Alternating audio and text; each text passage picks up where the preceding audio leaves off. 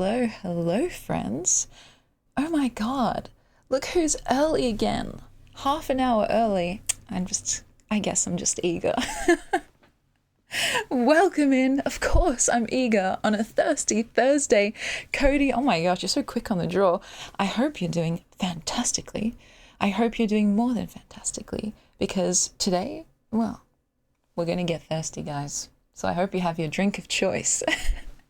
And I consider this kind of the pre-party, the pre-stream stream, because I'm kind of not fully, like finished yet. I mean, I was literally about to press start streaming and I looked at myself in the preview and I was like, oh my God, this is why every single new person that comes in says, you look tired, are you okay? And I'm just like, holy fuck, I do look tired. So to make myself feel better, I figured that I would try and play with this canvas and see what happens. Now, usually this happens like off stream on my own. And if it goes wrong, then that's fine, right?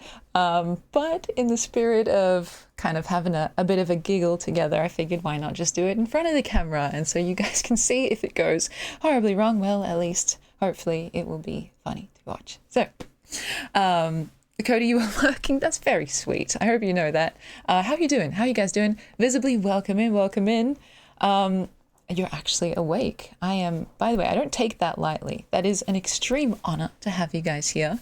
And it is literally the eternal dilemma because I always feel so guilty. I don't want people staying up past their bedtime or waking up early or doing anything that's not what they would normally do, you know what I mean, to catch these streams. Because, your health and well-being is more important than me just rambling about stuff for however long. So, of course, I love having you guys here, but take care of yourselves, okay? That's my main goal. Oh gosh. So, I would be awake. Okay, good. Yeah. So I feel like, well, considering a last stream, if you know, if you guys were here for the kind of deep dive, shall we say, that we did into grisly tales for gruesome kids. That was interesting. That was nostalgic and terrifying in equal measure. And yes, it literally was a show on after school for primary school kids and high school kids. So I'm glad you found it fun. It was actually I did not remember 95% of what we watched together. So it was a totally new experience for me. I just felt that atmospheric dread of yes, this is familiar. The guy's voice as well. Oh my God, I can't even. I feel like we're just collecting voices over the course of this stream, these streams. We have the guess the word, the kind of medieval, a little bit pompous, a little bit effeminate voice. We have the Grizzly Tales voice, which I can't remember how I described it last stream. I think I said he takes way too much perverse pleasure in every single word that he says. And yeah, I'm sure as we go, we will also be collecting more and more voices. I don't want to say accents because I don't know. Does it count as an accent? It's more like an affectation. Because, yeah, I don't even know what the fuck, where these people would be from. Obviously some kind of English speaking place, but I don't know. I don't want to go to the place where someone says, grisly tales for gruesome kids. It's just all right, I need you to, shorten those vowels by 50%, my guy. But anyway, MD, welcome in. It's been a hot minute. I hope you're doing good. Yeah, so today I was thinking what could be kind of, a little bit opposite to what we did last stream, just to get a bit of a palate cleanser. And I was considering it, maybe doing some games, but I don't know. I feel sometimes even when I say that, and I mean it, I get distracted by the lovely conversations that we have. So we'll just play it by ear, and who knows, maybe we'll just find ourselves right back in the Grizzly Tales department because it was actually getting kind of fun. It's kind of addictive, I'm not gonna lie, because I didn't plan to watch 5 in a row. I just wanted to show you guys an example because I figured this is fucked up and weird and strange that it even was real, right? And then next thing we know, we've watched like a whole collection. And so, yeah, it is kind of addictive. But Harvey, welcome in. I'm doing good. Are you doing good? And yeah, also, I want to say this now, because if you see my eyes darting, it's because I'm looking at this and thinking, I need you. Just like, I need you right now. And so, I don't know, I want to have one. I do. But I'm trying to behave because I already did have one today. And I know myself, like, if I just let loose, this thing will be empty by the end of the stream. And I want it to last. So, can you see that? We had a whole extensive discussion about this a few streams back, and since then, actually, I was complaining that all the lollies, all the candies had like melted together and hardened into one big lolly, and that was inconvenient, right? Since then, it's actually been kind of fine. Like, listen to this. So, sometimes the squeaky wheel really does get the oil. And yeah. Yeah, with my sweet tooth, it would be gone completely. So I'm trying to pace myself. But if you see my eyes looking right there, that's what I'm looking at. Because it's kind of playing with fire to have it just directly on my desk. I should put it in a drawer or tucked away somewhere, or like underneath that massive fucking pile of clothes, which is, by the way, why the title for today, I thought it was a bit of a funny / cheeky little double entendre. No more clothes, as in I don't want to receive any more clothes, buy any more clothes, have to put away any more clothes. I have too many. And I know it's like first world problem, right? But it's just that. And so I thought it was also fitting for Thirsty Thursday, because it's like, take off all your clothes. I don't even know what that voice was, but you know what I mean. So I was also thinking that I really need to like have a outfit challenge command or something, like, because I've had to explain it a few times, which of course I never mind doing, but I figure people will get tired of hearing the same thing over and over again, and so if I just have a little explanation somewhere, maybe that will be easier. Still, we'll see how we go. And yeah, Harvey, I'm glad that I'm not alone in this this issue, shall we say, because like it's one of my most hated chores, like putting clothes away, and it just resets. It never ends, At least if you do something like, I don't know, you dust or something, and I hate dusting too, but anyway, at least it kind of stays nice for a little while, But with this, it's like I just feel like it's a Sisyphean, is that the word? Labor, not a labor of love, just a labor. And so, yeah, hopefully we can push through together. I believe in you. So I'd rather put clothes away than wash the dishes. Honestly, I get that. I have a dishwasher, so I don't have to touch that many disgusting half food filled dishes, which I think would make me feel sick to my stomach. And especially, if you live alone, or now that I have my brother here, it's like we don't go through that many dishes, so it's not too bad. But I do notice in the past, like, when I have guests over, for instance, like let's say I have a dinner party or whatever, and there's like a lot of, thank you so much for following, there's a lot of plates and cutlery and stuff to put away. That's when I feel a little bit like, like just gonna do that. And I can see why people like in TV shows and movies have those big like dishwashing gloves, because I don't want to be touching that, And so honestly, I think it makes more sense to be more grossed out by doing the dishes. It is just legitimately grosser in my eyes. But there's something about the laundry, putting away clean clothes, that is just so much more boring. I don't know.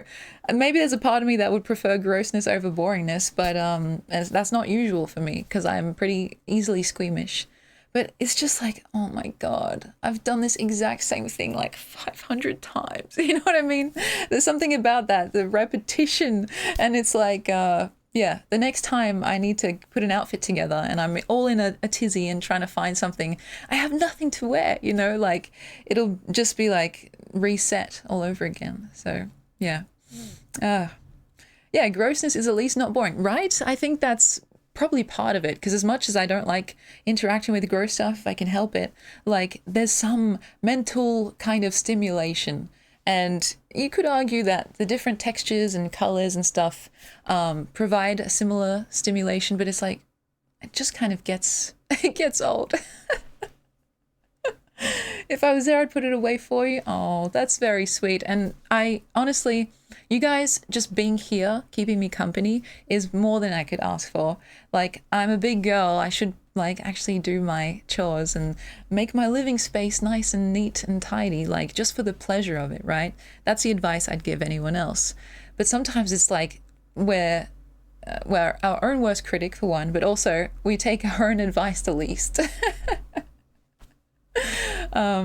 And so, yeah, that's the issue, and it's a very fixable one. I realize all this complaining is just, yeah, it's nonsense. It's nonsense, guys. Estito, welcome in, and yeah, I mean, it's good to do stuff while, if you can, while doing chores. That's something that I like to do when I'm in my productive moods, right? Like if I have a voice memo from a friend to listen to, or like a podcast sometimes. I prefer the more personal stuff, really. And obviously music is helpful too. But the issue with music is that I get sidetracked because I love it so much. Like I will start singing and dancing terribly, very, very terribly. I can't dance for shit, guys. Or I will get this urge to start making my own music. And so the initial reason for listening kind of becomes, well, you know, it kind of just leads me down a different track altogether. And so I'm like, okay, I just have to lock TF in. Sometimes classical music can help. And I actually, more often than not, in any given day, like I will put on like the classical music radio station and just listen to a bunch of beautiful, like, you know, fucking, what do you even call them, like compositions, right? It feels very elevated, it feels like, and it works. It genuinely works, like some of the time.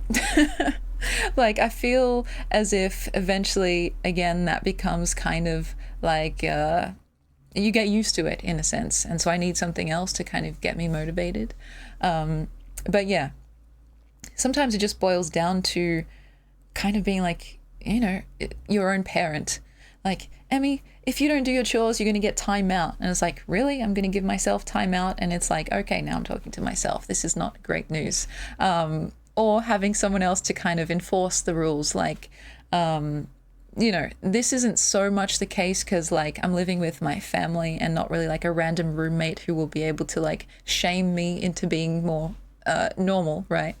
But still, instead of coming from a place of like, oh shit, I should probably clean up because then they'll think I'm weird, it's more like, oh, I should probably clean up because this space is shared with someone I love very much and I want that, like, that space to be good for them. You know, like I want this place to feel nice to be in, essentially. And of course I want that for myself too, but it's kind of hard sometimes to just, I don't know even how to describe it, to purely do something for my own benefit. Because like I can very easily let some things slide, you know. I could fucking sleep on that mountain of clothes, like if I really had to. Like I don't have to now because I've just been sleeping on the couch, which is something I've done, you know, just for fun in the past anyway. But like if we had no couch, let's say, or it was taken up by some reason, like I would just sleep on the fucking mountain and I'd be like, this is fine. Like literally the girl from the show that we're watching last stream. And so yeah, Cody, that's a good one, to be like, Emmy, if you don't clean, you can't write any more poetry. I'd be like, oh my god, like pick up a dustpan, start cleaning straight away. So anyway, I'm working on it, you know. Yeah, so with this cleaning, you'll feel more welcome, but I'm doing it for myself. That's literally, it's funny because honestly, I think if something works for multiple reasons, and there's a selfish reason and a less selfish reason, that's a W to me. Like, it's great when those two paths can kind of align and be more like working towards a common goal. But honestly, I think whatever gets you there is valid. And so I don't know. I mean, try not to do things out of spite, let's say, because, you know, it could work, but it's like, do you really want that to be what drives you? I mean, maybe. But yeah, to have like selfish reasons for doing things is honestly kind of underrated, I would say. Like, I can't really think of an example right now, but the cleaning one is a good place like to start, because it's like, yes, this will help you and it will also help other people. Like it's a what we in the military like to call a win-win scenario. So it's like, if you guys have that type of thing going on in your lives too, maybe you can't bring yourself to do something purely for an altruistic or, outward facing reason. Like there's something very real and kind of, I don't know, iconic about just doing something purely for your own, like your own betterment, shall we say, which I think lands better than selfish pleasure, which may also be part of it, but still. Yeah. Also, SpongeBob SweatPants, welcome back. I mean, it's been a hot minute, but I'm so glad to see you again because last time we had so much fun. You know what? SpongeBob is actually a very important creature, shall we say, in my life culturally. Like my family, when we were growing up, my siblings and I, we weren't allowed to watch some of the more raunchy, would you say, shows like Family Guy and American Dad and stuff like that. My mom just was like, nope, that's not something that we're going to do around here. Instead, and not to our disappointment by any means, we were kind of more of a SpongeBob and other cartoons like that households, where we used to just almost binge watch it, really, one episode after another. And visibly, oh my gosh, you totally should check out at least one episode because there's so many memes. Literally, our whole collective cultural consciousness is saturated with SpongeBob memes, and I love it. I think that people have their opinions about season to season what it's like, but when SpongeBob is at its best, it's like peak. It's just so. It's iconic and witty and unlike anything else. And so the stuff that has come after it, I think pulls a lot from it. And so now looking back, you think, oh, SpongeBob, the show wasn't really that crazy or revolutionary or this or that. But actually at the time, it was like, whoa, no one is doing this shit. And I think that's really cool. And yes, of course, Patrick is a kind of a descendant. I don't know what you would call him. He's related to the SpongeBob universe, and he's like our patron saint, shall we say. So of course he and the whole show means a lot to me. So an homage, yes, that's exactly right. Thank you so much, Panda. And so honestly, the memes go so hard, guys. Tell me, do you have a favorite SpongeBob meme? Because the primitive SpongeBob is so good. The what's better than 24? 25. Oh God, there's so many. I don't even know where to start. And look, this is going to sound really weird. This is also something that kind of grew on me over time. It crept up on me. I used to dislike the character of Squilliam because I thought he was a pompous, pretentious douche, right? And that's kind of what he's meant to be in the show. But over time, I feel like he's become a character that I kind of can't help but like. It's almost like one of those problematic faves thing. Because the stuff that he says is so pretentious and it's oh my God, you're such a wanker, But it's but it's also kind of funny. And it's just one of those things where sometimes, and people have made jokes about this too, as you get older and you revisit old media, especially ones that you really enjoyed, you start to see yourself reflected in characters you previously overlooked. And now hopefully I am not reflected too much in Squilliam. I try to be as, to tamper down my pretentiousness where possible. But in terms of what I've seen other people say, they're well, when I was a kid, I related more to SpongeBob. Now that I'm grown up, I relate way too much to Squidward. And it's yeah, that's kind of real. And I think I've developed a bit more of an empathetic perspective on Squidward too, because he's he's just trying to live his life, man. And then there are these two crazy wacky guys around him, just causing shenanigans. So yeah, still, it's very funny. And I think the show itself, look, I haven't kept up to date with the most recent seasons. I don't even know if it's still on, so I'm just going to put that out there. But what I remember watching as a kid, it's got a lot of heart, I think. Heart, heart. And it's I don't know, there's so much cynicism, I think, nowadays. And in media, there's kind of there is a trend, shall we say, towards aloofness and irony and satire, stuff where it's ooh, I'm too cool for you. You know what I mean? I'm too cool to show actual genuine emotion. So I'm going to play hard to get or like play it safe.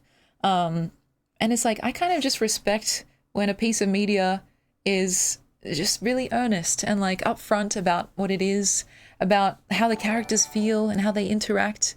And I think that's something you see in SpongeBob a lot. And so anyway, I didn't mean to to make this a whole fucking thesis about SpongeBob, but yes, it is very important to me. And my mum and my brother, they both love it so much. Like I'm pretty sure my mum has seen like season one, every single episode, probably 10 times. And yeah, Panda, that's absolutely like exactly my point. Modern media in particular seems to be kind of, I don't know, just against sincerity for whatever reason. Maybe it's seen as lame or like, I don't know, like simple, something. I don't know. I couldn't tell you. But there's something refreshing whenever like a piece of media or a person like, just decides to be themselves and say how they feel. It doesn't matter if it's earnest, too earnest or dorky or whatever. It's like, yeah, man, I'm here for the true version of you, not the version of you that you think I will like the most. And so anyway, I can't speak to whatever the newest SpongeBob iterations look like now, and so please take what I say with that, like, kind of first few seasons, however many seasons I watched as a kid, kind of, brackets. But I like that, and I think it did shape at least a part of how I like to move through the world with sincerity and maybe too much earnestness sometimes too, despite it being seen as cringy, yeah. And so anyway, yeah, there is like a value that's placed on stoicism, and I can see how in some ways to be stoic in like, the kind of the be sure of yourself, don't let other people change your core values type be like, I think that's helpful. But in terms of like, oh, suppress and push down all your emotions, I don't think that's necessarily helpful or even fun or even anything, that beneficial. Because, I don't know, we've been talking a lot about this in recent streams, that idea of like creative flow versus creative block. And I think that applies to general personhood and moving through the world. If you're trying to block something, whatever it may be about yourself, like it's insidious, and I think it manifests in other aspects of life too. Because, like, in my eyes at least, however woo this may sound, I think the body and mind wants to flow. I can't think of a better word than that. And so it's like it wants to be itself. It wants to express itself in the way that it is, however it is. And so if you decide, actually, I'm going to kind of build some, I don't know, palatable, less real version of myself because I want to fit in, like it's counterintuitive in my eyes, though it feels safe, I suppose. And that's the appeal. People want to be liked, and that's not a bad thing, like we are social animals. We want to have friends. We want to be seen as cool or like to be Riz masters. I don't know. And we've seen what happens when people get, kind of socially ostracized. It's not fun. It's like, it can be quite debilitating actually. And so I understand how some people think, well, the solution to that is to just look around and copy what everyone else is doing. And it's like, well, maybe sometimes, like, I guess it depends what it is. If like your plane is crashing and everyone is putting on their oxygen mask, like, yeah, probably copy that. If if you're not unsure what to do. But in terms of like some of the lower stakes things, I think it's fine to just be yourself, right? Now, of course, that comes with some asterisks. Like, I would hope that the version of themselves that people like to be aren't harmful to others, right? And also knowing that it's a work in progress, right? Like, I think that our life's work over the entire course of our lives, however long we get to like live on this planet, it's constantly a state of kind of growth, assessing, readjusting, rinse and repeat. And like, if you ever feel like, oh, I'm done as a person, as in like, I've solved what it means to be here, and like, you know, my personality is now fixed in place. I think that's also unhelpful, because, you know, there's there's something to be said about the joy and delight in being surprised, not only by other people, but by yourself. Like finding out new things about yourself, or developing new tastes. That's kind of part of the reason why it's even fun to be alive. So basically, my point is that SpongeBob is good, and that, you know, we could all take a page from his book in terms of his dedication to being himself, you know, which sounds so cliche, but sometimes the cliches are there for a reason, right? They're like, they're, they've managed to boil down what is very complicated and complex as an idea and a philosophy into something that feels digestible and hopefully actionable. Not always, and granted, sometimes you need more than just a short little aphorism, but, you know, be yourself is good advice, I would say, while, you know, constantly working to be the best version of that self. And SpongeBob is kind of emblematic of that in my eyes. So, yeah, it's digestible, but you'll have to chew is a great way to put it. And yeah, that's exactly right. It's like, you know, to be completely spoon-fed, or like baby birded, if you guys know what that is ultimately slightly detrimental, I would say. You need to not only, I guess, hear the words, but like kind of really take them in, you know? And yeah, cliche can be reliable as a fallback. I totally agree. And welcome in, by the way. It's kind of just like, you know, tried and tested, like over many, many, many generations, so much so that people are sick and tired of hearing of it. And it's like, well, that kind of proves its longevity in a roundabout way. And yeah, be yourself. It's actually quite existential when you think about it, because it's like, what is yourself? Dun dun dun. And what does it mean to be or not to be, right? That is the question. And so, you know, I think, as silly as it sounds, and there is always that meme in the back of my mind where it's like, I'm sure you guys have seen it before. It's like, oh, the English teacher explaining why the writer decided to have the curtains be blue. And it's like, because it was like symbolizing this, this, this, and this. And then, you know, the writer's like, no, actually, I just said that because the curtains were fucking blue. And it's like, I can see where the meme is coming from, but I feel like it's almost a thought terminating cliche as well, because it's like, well, actually, I think there's a varying level of, what's the word? Like, choice made by people that make art. They're not just choosing shit randomly, you know what I mean?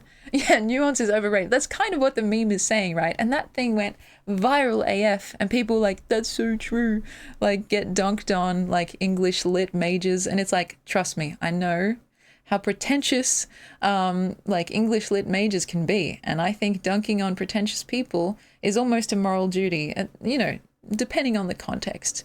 But it's like, don't take, like, I don't know, a funny little relatable meme about high school class and apply it to your entire philosophy. Because, like, I think, I don't know, artists make choices with intention is the word I was looking for.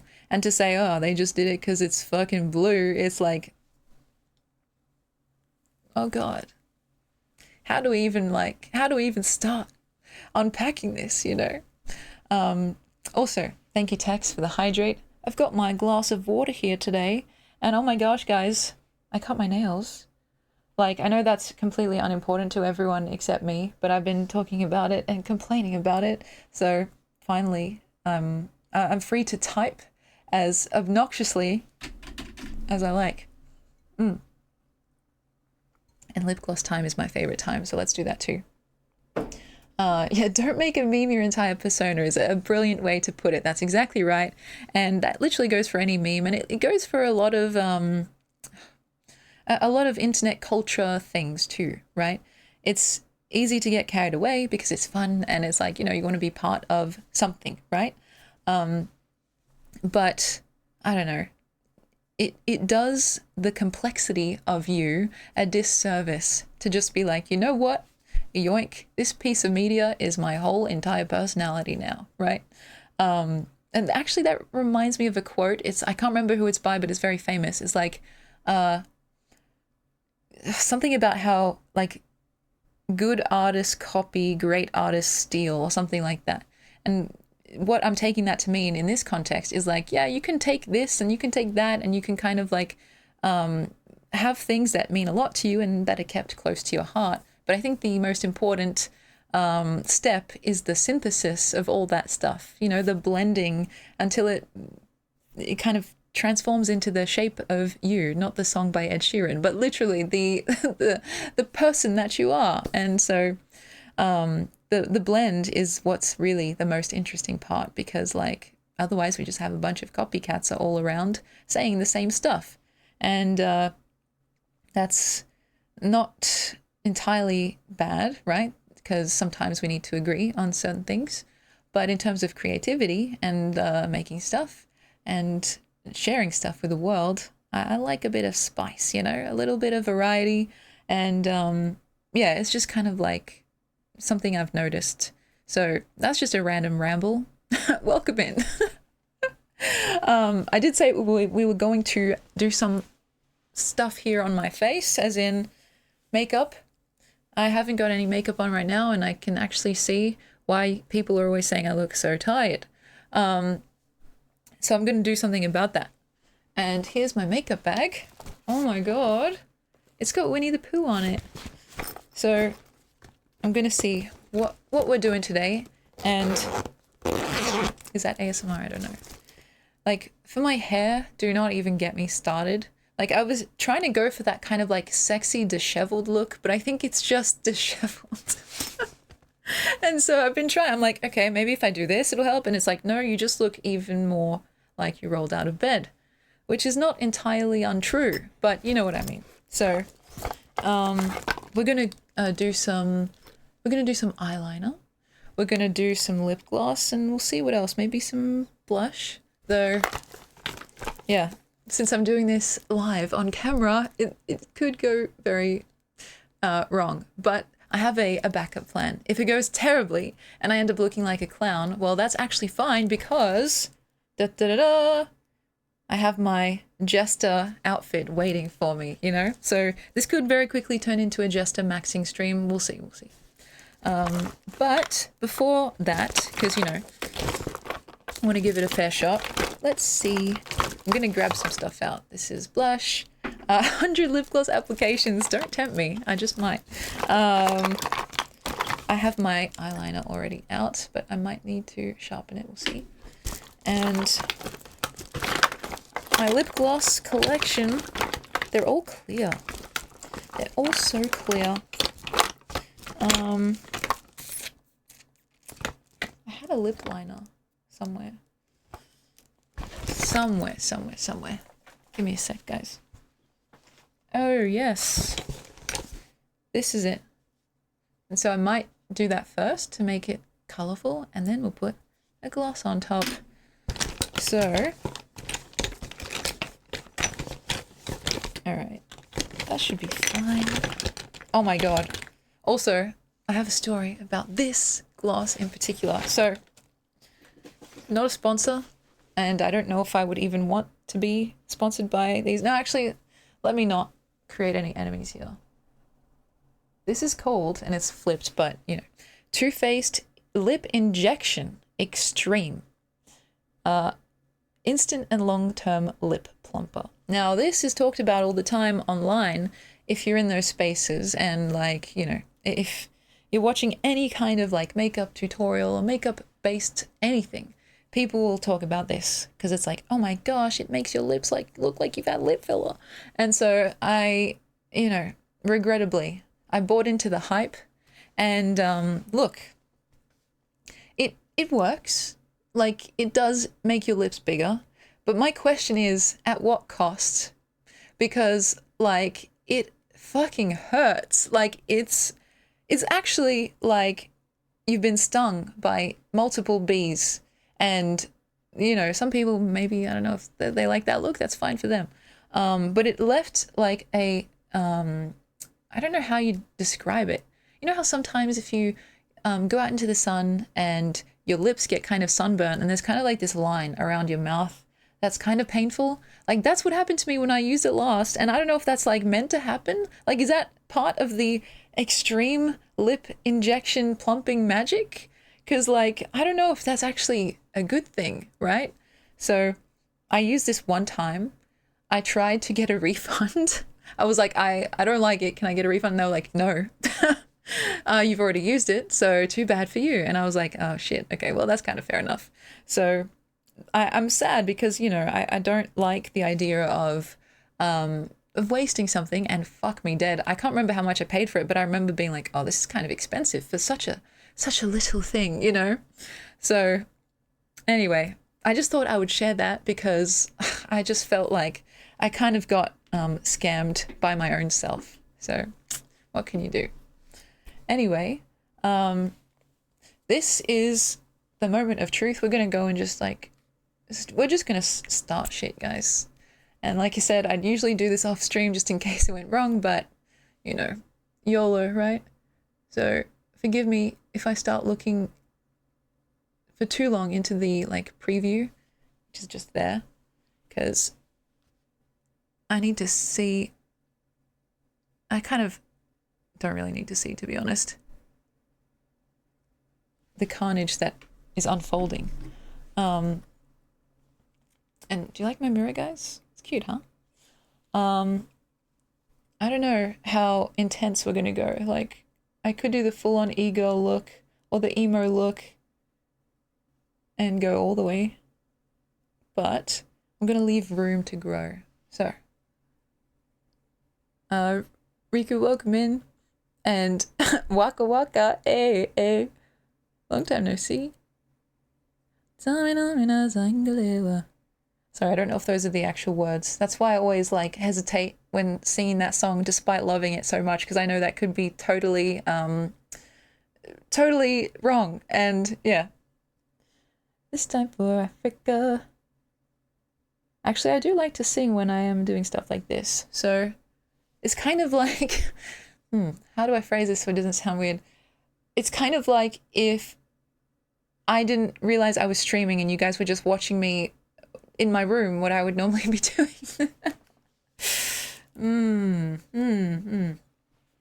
That's something to think about. So, I fucking love Shakira. I'm not gonna lie.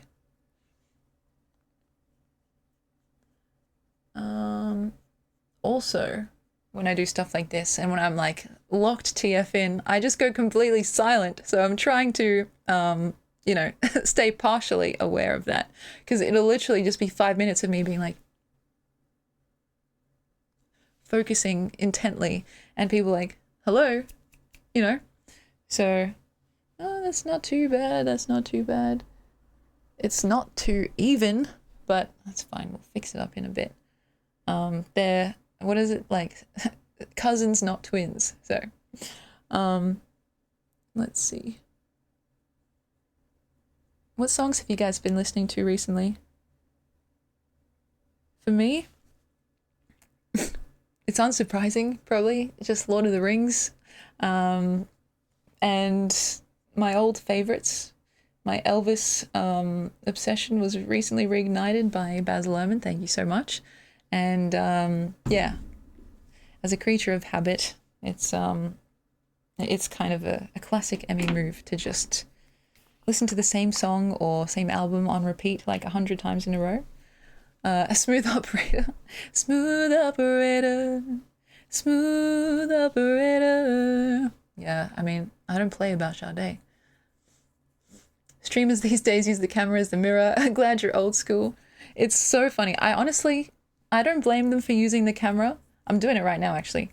But it's either my eyesight is like so shit that I need a mirror, or my preview window is so low resolution that it's not even helpful. It's probably a little bit of both, but Let's see.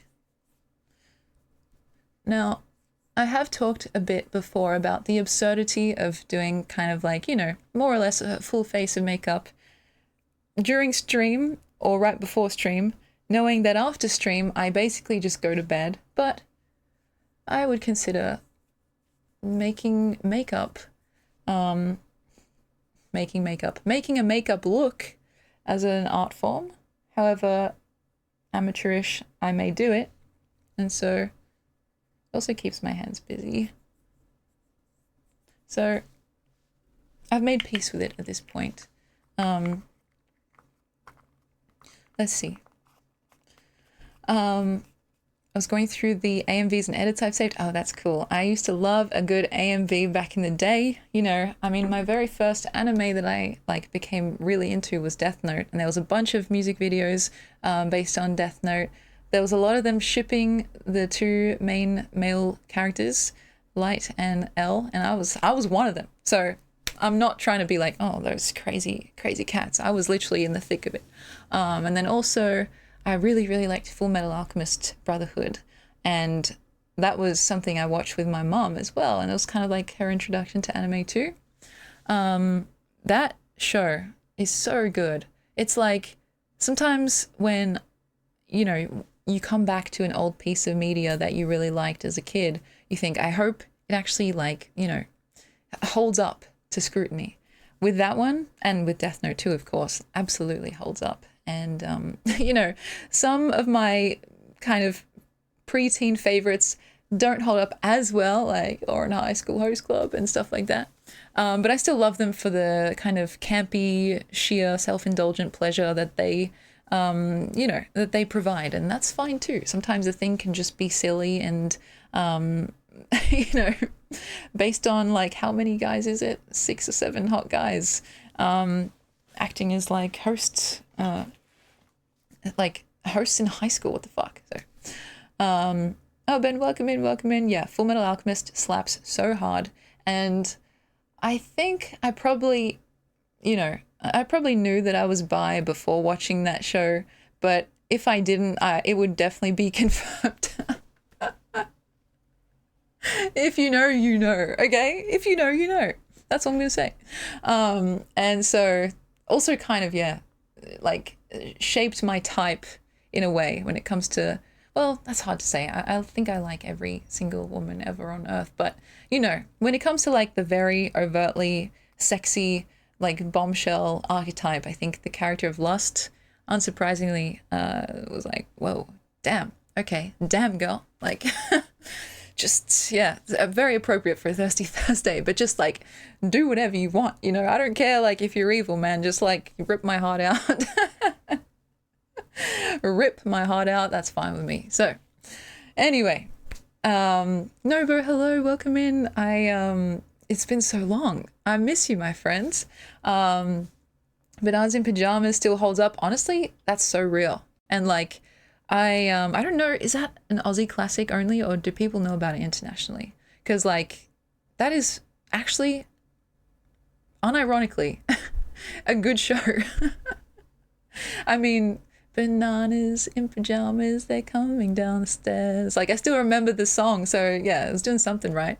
And I think, I don't know if it was its own show or if it was on like you know, like how sometimes there'll be a show with a collection of shows in it. I can't remember if it was like that kind of situation. But yeah, so that's something I fondly remember. And Play School I used to watch as well as a kid. And yeah, I think that stuff is, I don't know, has it been replaced now by Coco Melon? I guess so, but what can I say? Okay, also I need to tell you guys something, and you have to be normal, okay? Can we be normal about this? Please. I trust you guys. We've been together through a lot. We've been together through thick and thin.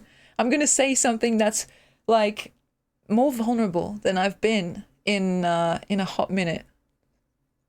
So I need you guys to meet me where I'm at.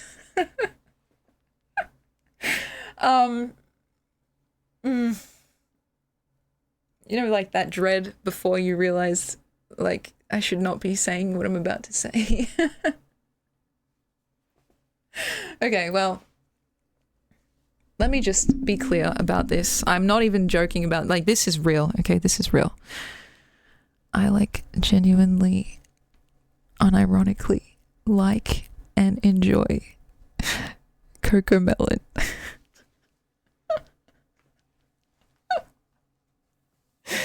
Like, I actually like it, okay? Okay. Let's rewind. I know that it's a kid's show, okay? And if you've never seen it, that's fair. I'll show you guys kind of the vibe, right? Just off Google Images, right? Here, I'll show you. So we're all on the same page.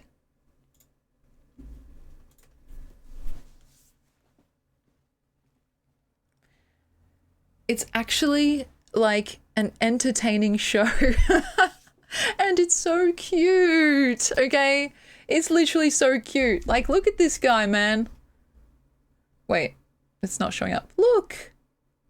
Look at his, like, one curl of hair.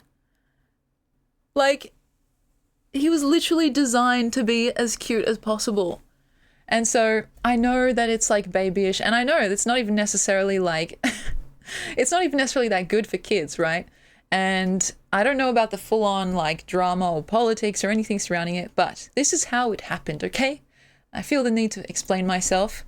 One time when I was at my parents' place, I think I had finished dinner early and the rest of my family was still eating. Now, usually I would sit and just, like, chat with them, but for whatever reason, I happened to be in the lounge room where the TV with Netflix was just on, right?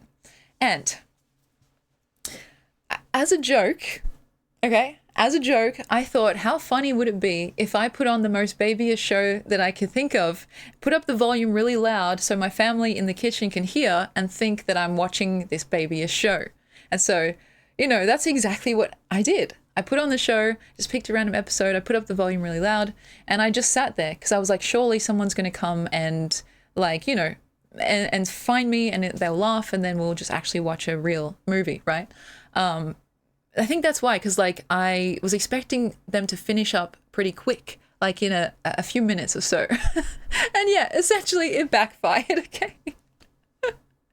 Because for whatever reason, I don't know what they were doing in there, because they had probably finished their food. Like, they were literally gone for like half an hour at that point. I watched, I think, multiple episodes just waiting, because I thought, well, what if I stop now and then they walk in, then I'll be like, oh, this is all for nothing. You know what I mean? So I kind of just, I stuck with the bit. And that meant that I watched a few episodes. Yeah, literally 12 episodes deep. Now, I literally watched like probably 3 or 4 in a row. And I was like, okay, kind of like checking if anyone was going to come in, right? And so I was like, what are they doing? Like, usually they wouldn't take that long. So maybe they were trolling me back by just like, you know, waiting it out and seeing which one of us would break first. That's my theory, at least. Eventually, I was like, okay, something's up here, so should I just stop? But thankfully, they walked in and they were just like, what are you watching? And I was just like, oh, you know, just felt like putting on something, you know, to just kick back and relax to. And they were like, oh, yeah, okay. And they just, like, took it as normal. Like, I was like, what the fuck? Like, I was meant to, like, inspire some kind of, oh, Emmy, like, you know, some kind of recognition that this is not typical. But they were just like, yeah, I guess that checks out. That's something that you would watch. And I was like, what the hell, man? Like, I've been backfired on, and I've also been, like, kind of roasted by my own self and my own actions.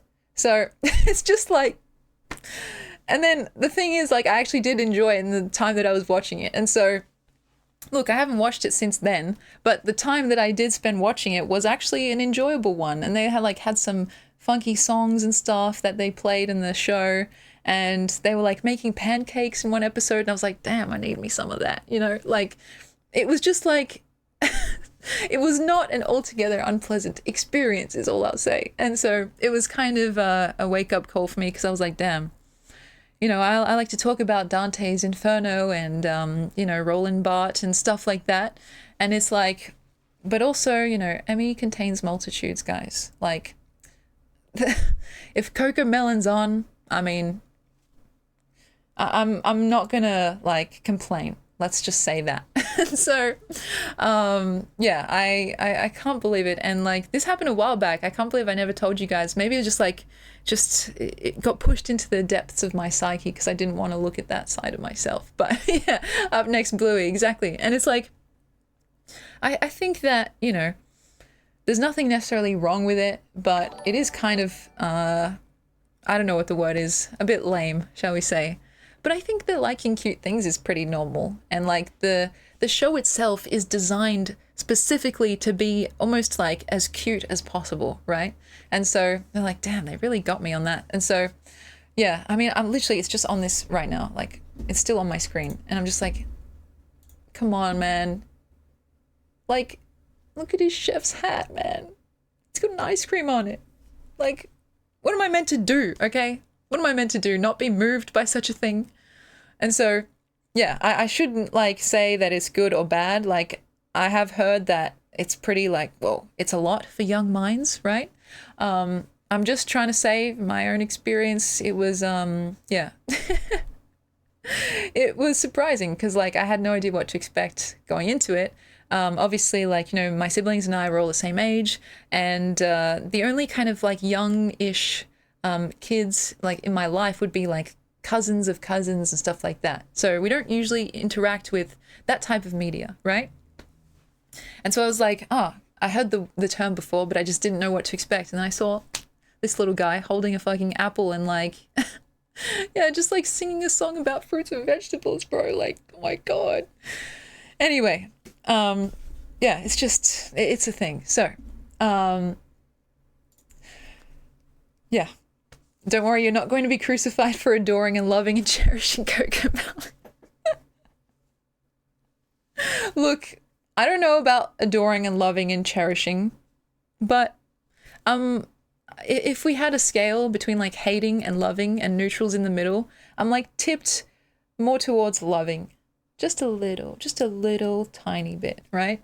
And so, yeah, I can't believe it. And literally, this is what I get for attempting to be funny, right? For attempting to prank someone. Because, like, it never goes well. It literally never goes well for me. I should know better at this point. Like, every time that I've attempted to prank someone, it has just gone horribly wrong, right?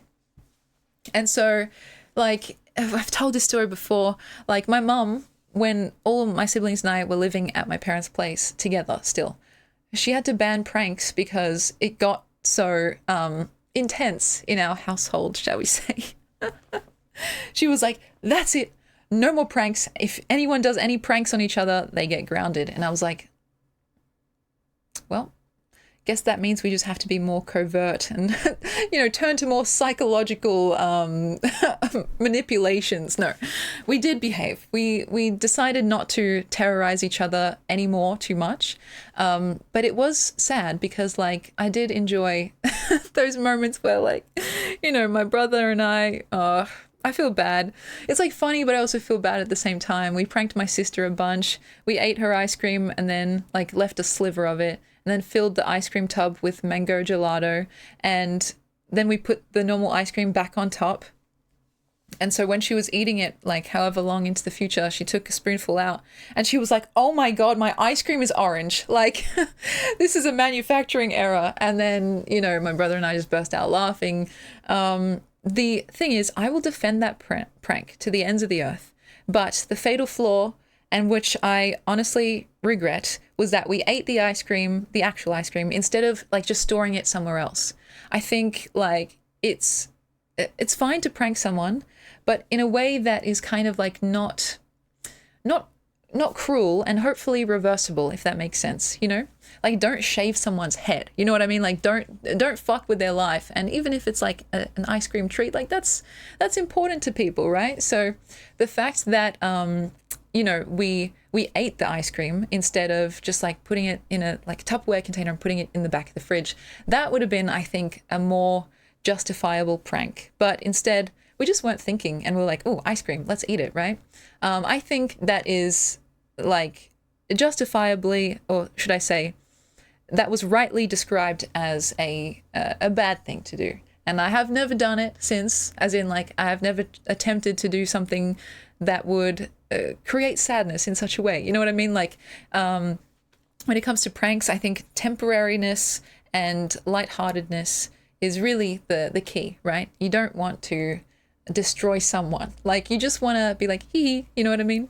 Yeah, confuse, don't abuse is a perfect way to put it. And yeah, so Cody, that's another prank that I did on my sister. I told her that I wrote this song when it was actually just a plagiarized lyrics from Natasha Bedingfield's Unwritten. And she believed that for so long and even defended me when it came on the radio. And she was like, oh my God, someone stole Emmy's song.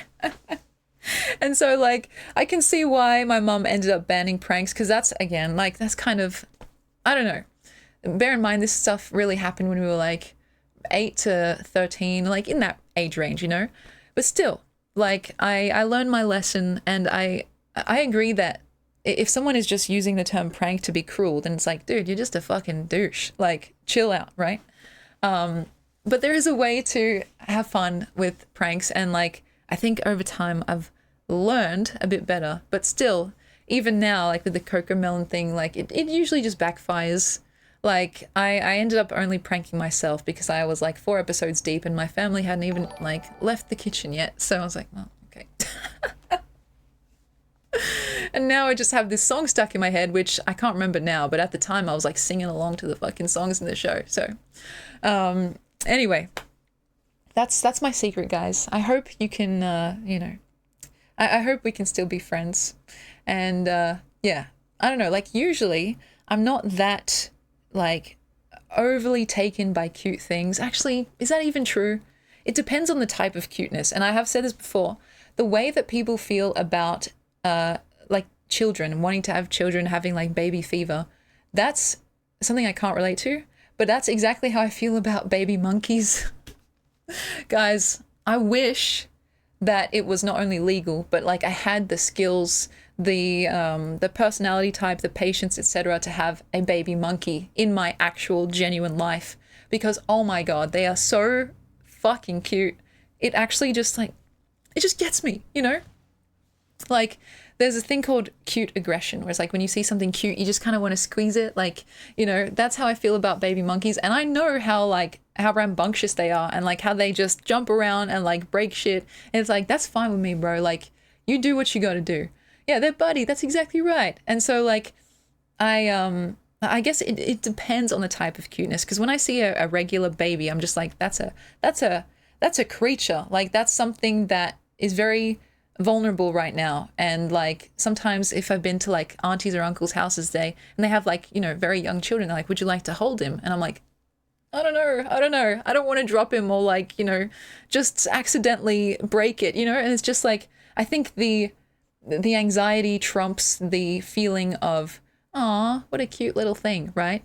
But for baby monkeys, they can handle their shit. They will break you. You know what I mean? Like, they will jump around. They'll jump on your head when you're crying. They'll jump around your hotel room and, like, splash into the bath and make a big mess.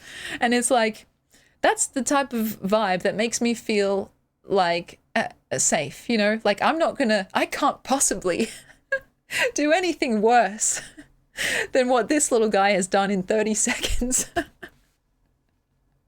You know what I mean? Like, that's kind of, it's comforting to me. And not to mention they're just fucking cute as well. So yeah, that's that's one of my deep desires, like the ability to have a baby monkey. But to be honest, it's like, you know, yes, it takes a lot to care for them. I should say that as well, because I've seen online, like I think I've even shown this on stream before, like the routine of like, you know, feeding them properly. I'm talking about monkeys here, not babies, or not human babies at least. You have to give them like special food because they need special nutrients. Obviously, you know, they have to wear diapers because otherwise you'll just have poop all around your house.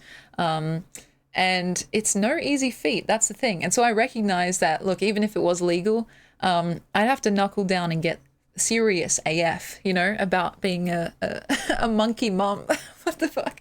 Anyway, but yeah, they're a lot of work. And so I'm grateful that there are people out there who have decided, well, you know what, I'm willing to put in that work, and they share their progress on YouTube because it's It's so cute. It's literally so cute. And like the first time I saw this video, which I don't even know if it's still on YouTube anymore, because they were kind of like I don't know if there was like some controversy or something like that, right?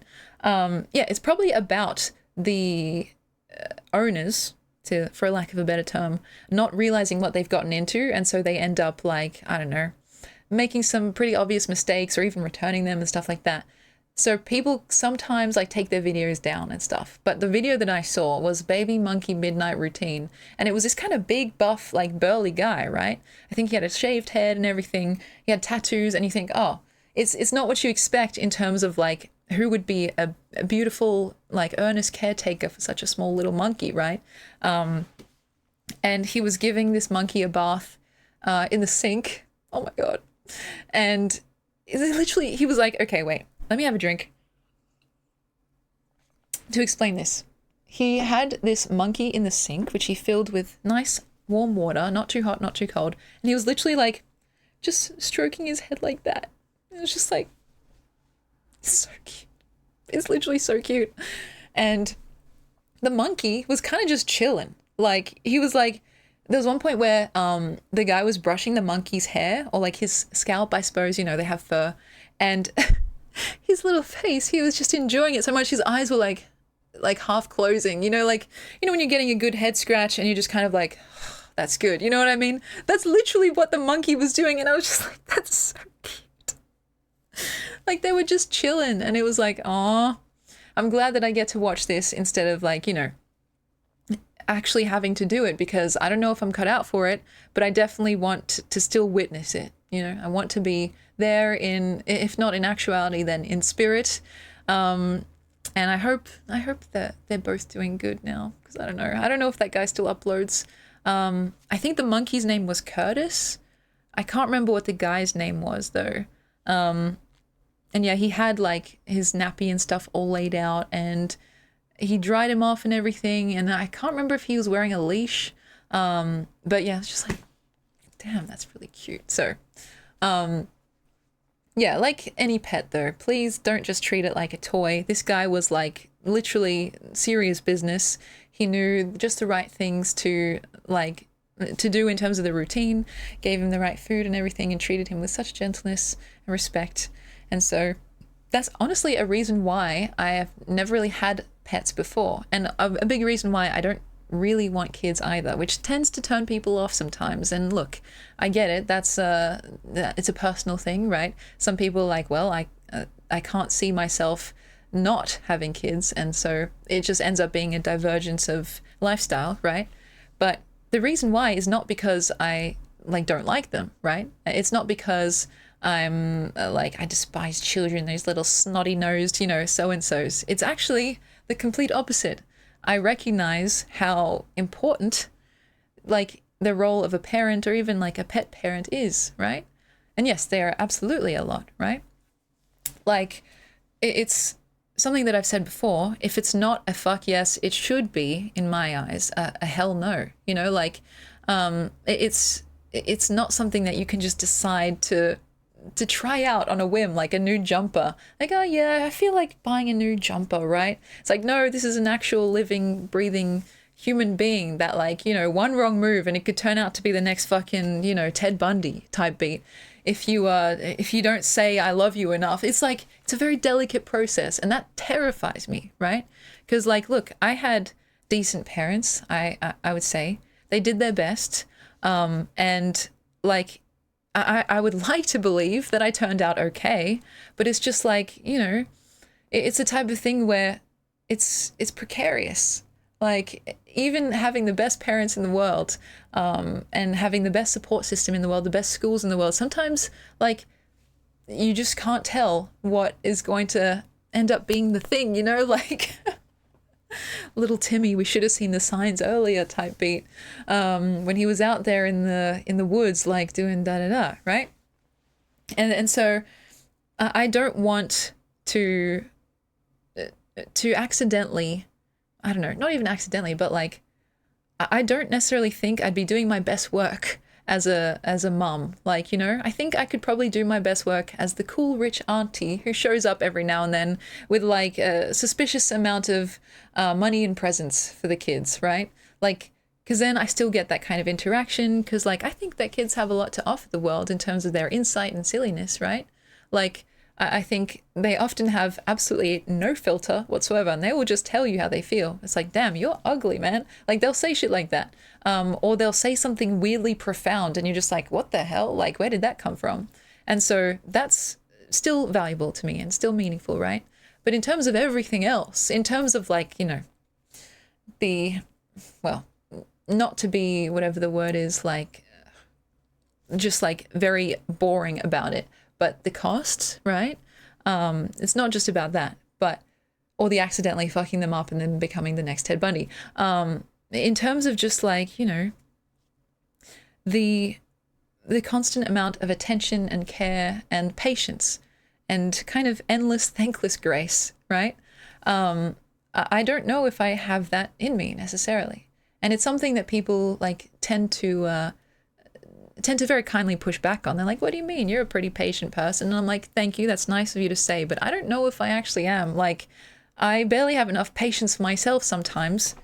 Exhibit A, right? Like, I don't know if, like, me suddenly being in charge of the most vulnerable creature in the whole entire world would inspire confidence within me. I don't know. Or even necessarily enjoyment, right? Because, like, there's somewhat of a I don't know, that feeling of like, holy shit, I want to be able to have the flexibility and the kind of, the freedom, shall we say, to, yeah, kind of live a bit unconventionally, right? In various modes. You can take that as you will. But yeah, it's one of those things where it's like, well, I think that it takes all sorts to make a world, right? And so I'm happy to be, slightly one pace removed, but still like, if my sister or my brother end up like having kids, I'll be the one that like comes over, plays with them for a bit, like gives them a bunch of sugar and then fucks off, like have fun. But yeah. So maybe that's also why I'm in a way drawn to some of the cute like shows and stuff, because it's like I get that kind of cuteness dose and I'm like, okay, cool. Well, at least I don't have to go out and actually buy diapers for real. So it's like the best of both worlds. Yeah, handling a kid. I think that's, yeah, like I don't know if I have the capacity to handle the demands of parenthood. You know what I mean? Like, I don't know how regular parents do it, to be honest. Microdosing cuteness. Oh my God. Yeah, it's like, it's I think a valuable feeling, right? And it's like, what's the word?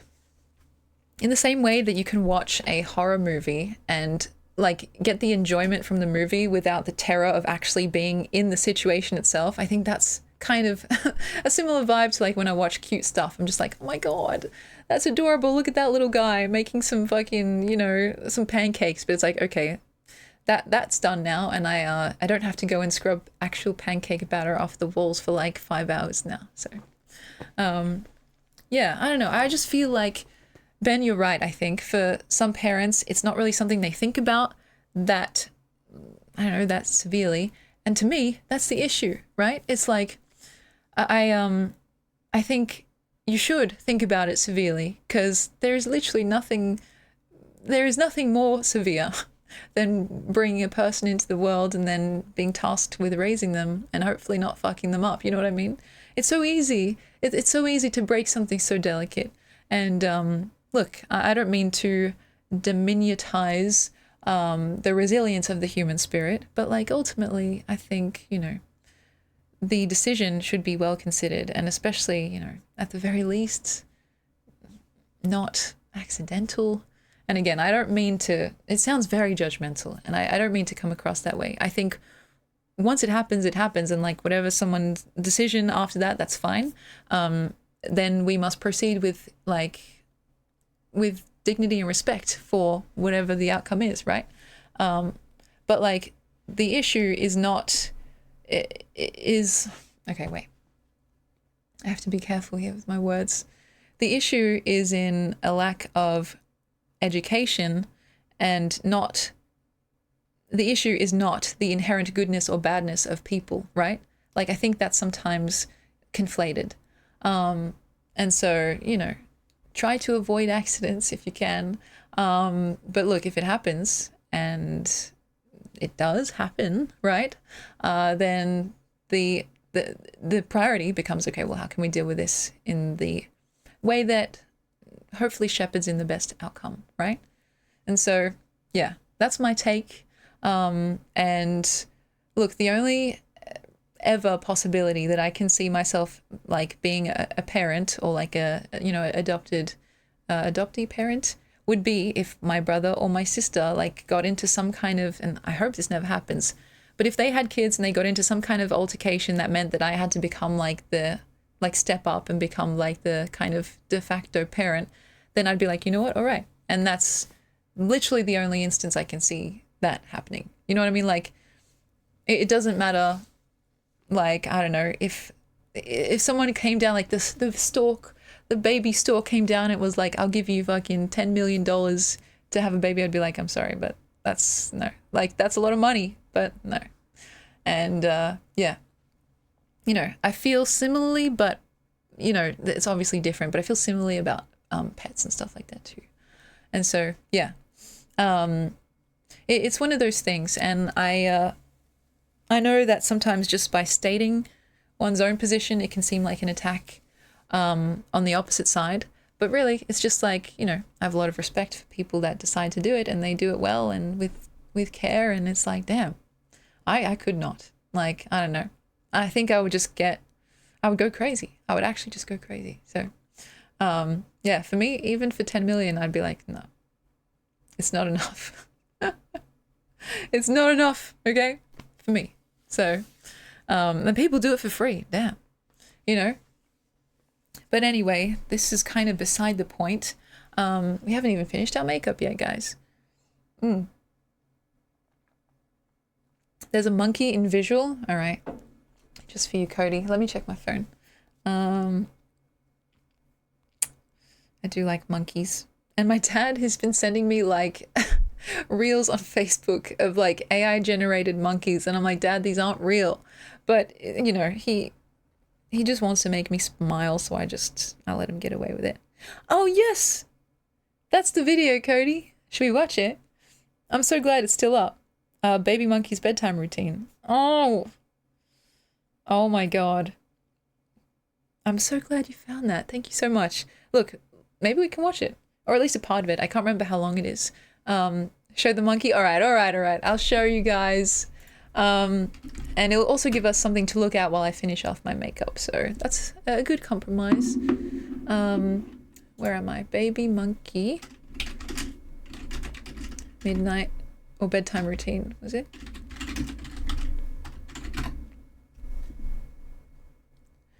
Oh, I'm sure it used to be longer. Hey, what's up, guys? Yeah. Oh, see, this is a guy, right? He's kind of like, you know, he's pretty built, he's got tattoos, and you just think, oh, I guess I didn't expect him to have a baby monkey, but it's kind of cool. So It's midnight. Curtis just woke up for his midnight bottle. It's time for him to eat. As you see, he's hungry, so let's go ahead and give him his bottle. Hopefully it's loud enough. I can try and put it up a bit, but... Just took out the microwave for him, so... Oh my God. Oh my God. Look. Boy. I think it's all gone. He's also teething, so as you guys know, he just likes to chew on it, so I'll just let him hang on to How's this. the audio, guys? So here you go, man. And so he needs a bath. So I'm gonna get the water nice and hot for him. All right. They kind of like to soak, you know, they feel more comfortable. Yeah, I'm not sure what kind of monkey it is, actually. If anyone knows, please tell me. Nice. Yeah, good job. He's just chilling. He's literally just chilling. Doesn't that feel nice, Cody? Oh my God. Doesn't that feel nice, Cody? nice hot bed. Yeah, that's good right there. So I'll just let him soak in here for a few minutes. Good boy. Good boy, Aww. Curdy. Oh my god, look at him. Boy. It's okay. It's okay. There you go. Good boy. Yeah. Nice. Oh, Okay. Yeah. look at him. Ooh. Nice, huh? And like the princess brush. Yeah, man.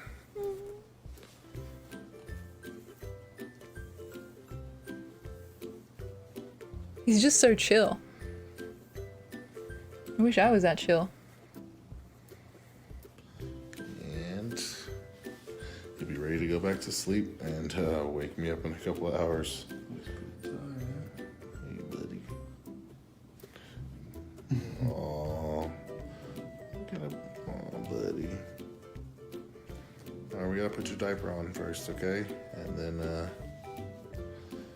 you can go back to sleep, alright? Aww. Look at that, the way his eyes just closed. Just He's stop having right such a there on the nice little fridge. time. Puts him to sleep every time. Oh, and you know what's crazy? Like, when I was a kid, like basically when I was a baby, like that size, my auntie used to do that same thing to me to get me to sleep. And nowadays, it still kind of works. Just like right there. Just like instant sleep mechanism. Oh, buddy. How cute. Some coconut oil.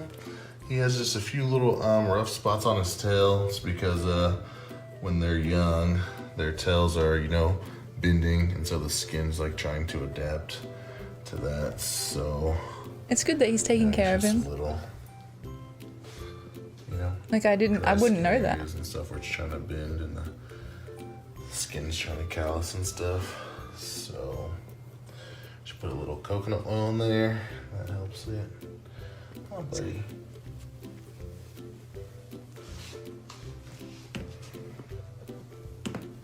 He's got a rubber ducky as well. Adorable. Adorable. Good boy.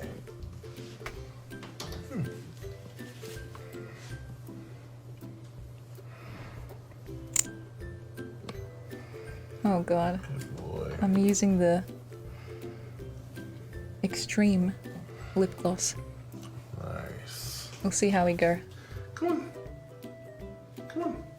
Good boy. Okay, so he's all fed, cleaned up, and ready to go. I'm probably gonna Postmate some food. Now it's like what, 12:30, 12:45. So probably put on a little movie for him to go to sleep to. He movie. actually kind of likes movies, and yeah, guys, be sure to like the video, share it, and subscribe to the channel. Also, you can turn on notifications to get notified of Look at him. any new videos that we upload. His little hands. Can I have a kissy? Thank you. Aw. Later, guys. Beautiful. Beautiful, beautiful, beautiful. What can I say? I don't know if this is the original like video because I think it had millions of views. But yeah, I'm gonna like it anyway. I know, he seemed like a good dude as well. Like, I don't know.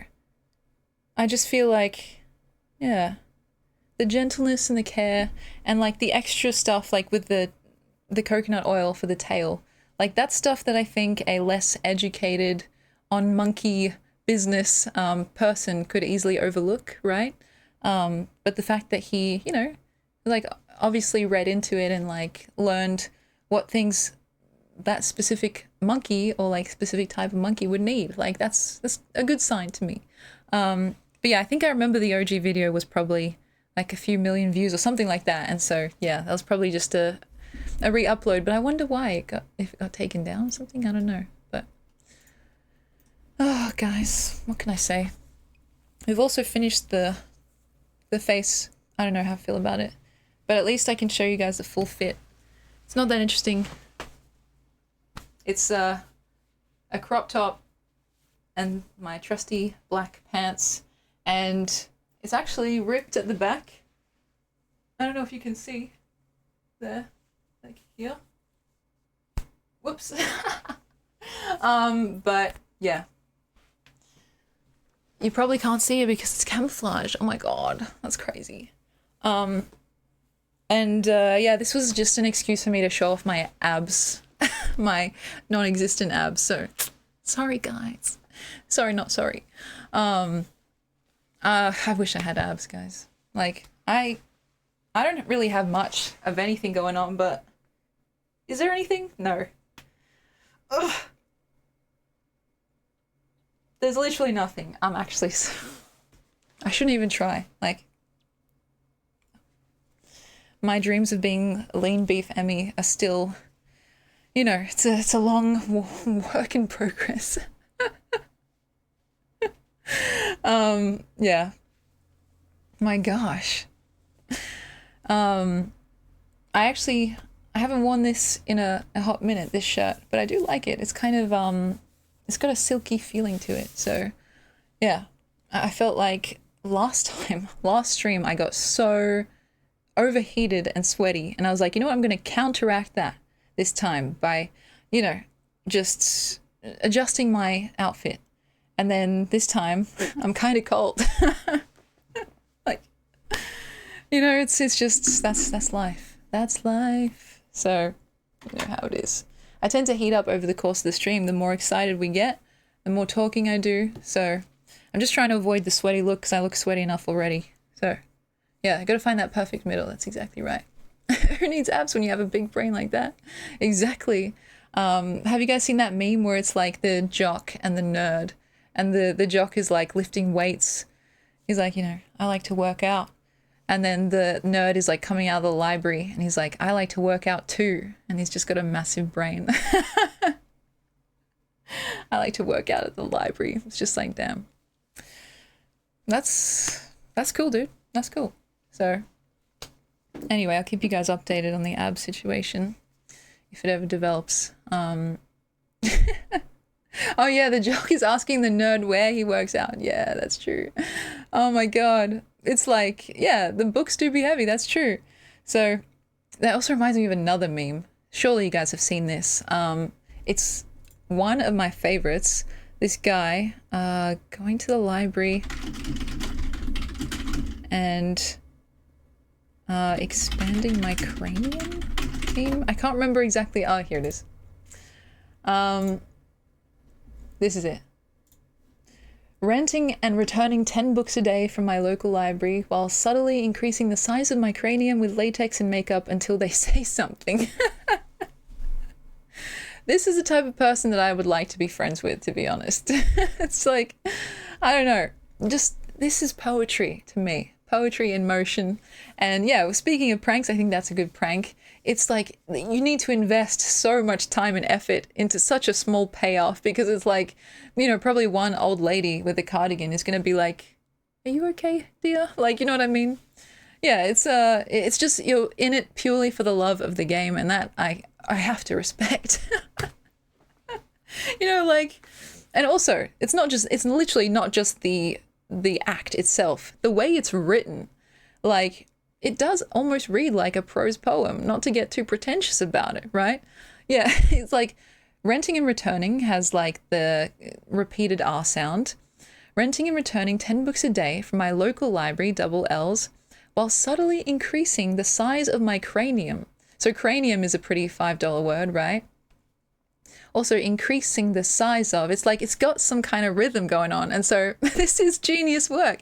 And so my point is, this is literally more poetry based to me than Rupi Kaur's work. And I'm sorry, we're not going back down that rabbit hole again today, but I'm just saying, like, there is actual craft here, however unintentional or intentional it may have been. It's like, you know,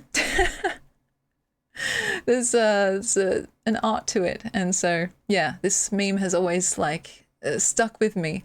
It used to be saved on my phone, but like in recent times when I did that big transfer of all my photos and stuff to my computer, I lost all my memes. You know, like that was my my biggest sadness, because like, you know, I had 40,000 plus photos and videos combined. I had to do something about it, but it was handy to have like everything in one spot, to be like, oh, cranium, I remember that from a meme. I can just look it up and then find the meme, you know, like in my photo album. Now it's like I have to collect all these treasures again, or scroll through 40,000 unorganized photos on my computer. So you win some, you lose some. Burning the Library of Alexandria. Exactly, like that's how it feels. And now, actually, how many photos and videos do I have? Since, I would say, either the start of this year is when I did the whole refresh, or even like a month or two, like at the end of last year. You guys guess how many photos I have. If I can find it. Oh, okay, interesting. You guys guess, I'll give you a second, and I'll tell you if you're right or not. Okay? I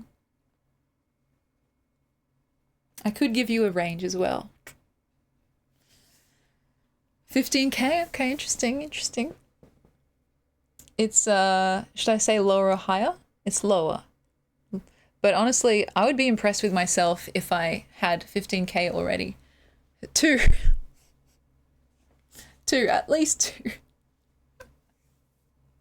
The answer is, and I'll give you the exact number, 4,412 items. So I'm guessing that means photos, videos, screenshots, everything all combined. So yeah, basically 5K, Cody, well done. Now this, well, actually I can tell based on the first, oh no, I can't because they've been dated from when they were taken. Oh my God.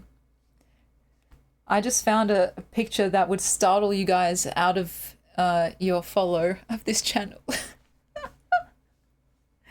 Do you guys want to see a photo of me that is actually my brother's like contact picture for me in his phone?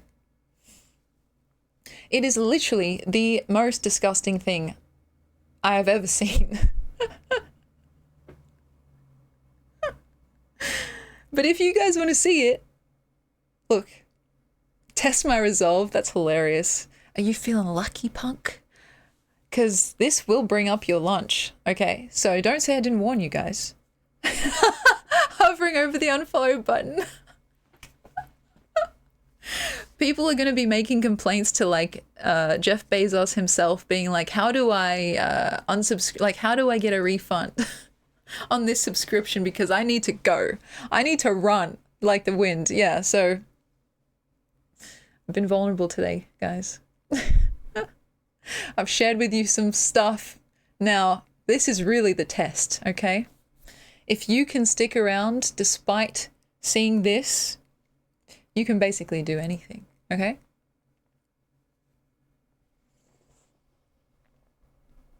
Wait. What the heck is that? Now, there is something in my nose. I don't know if you can see.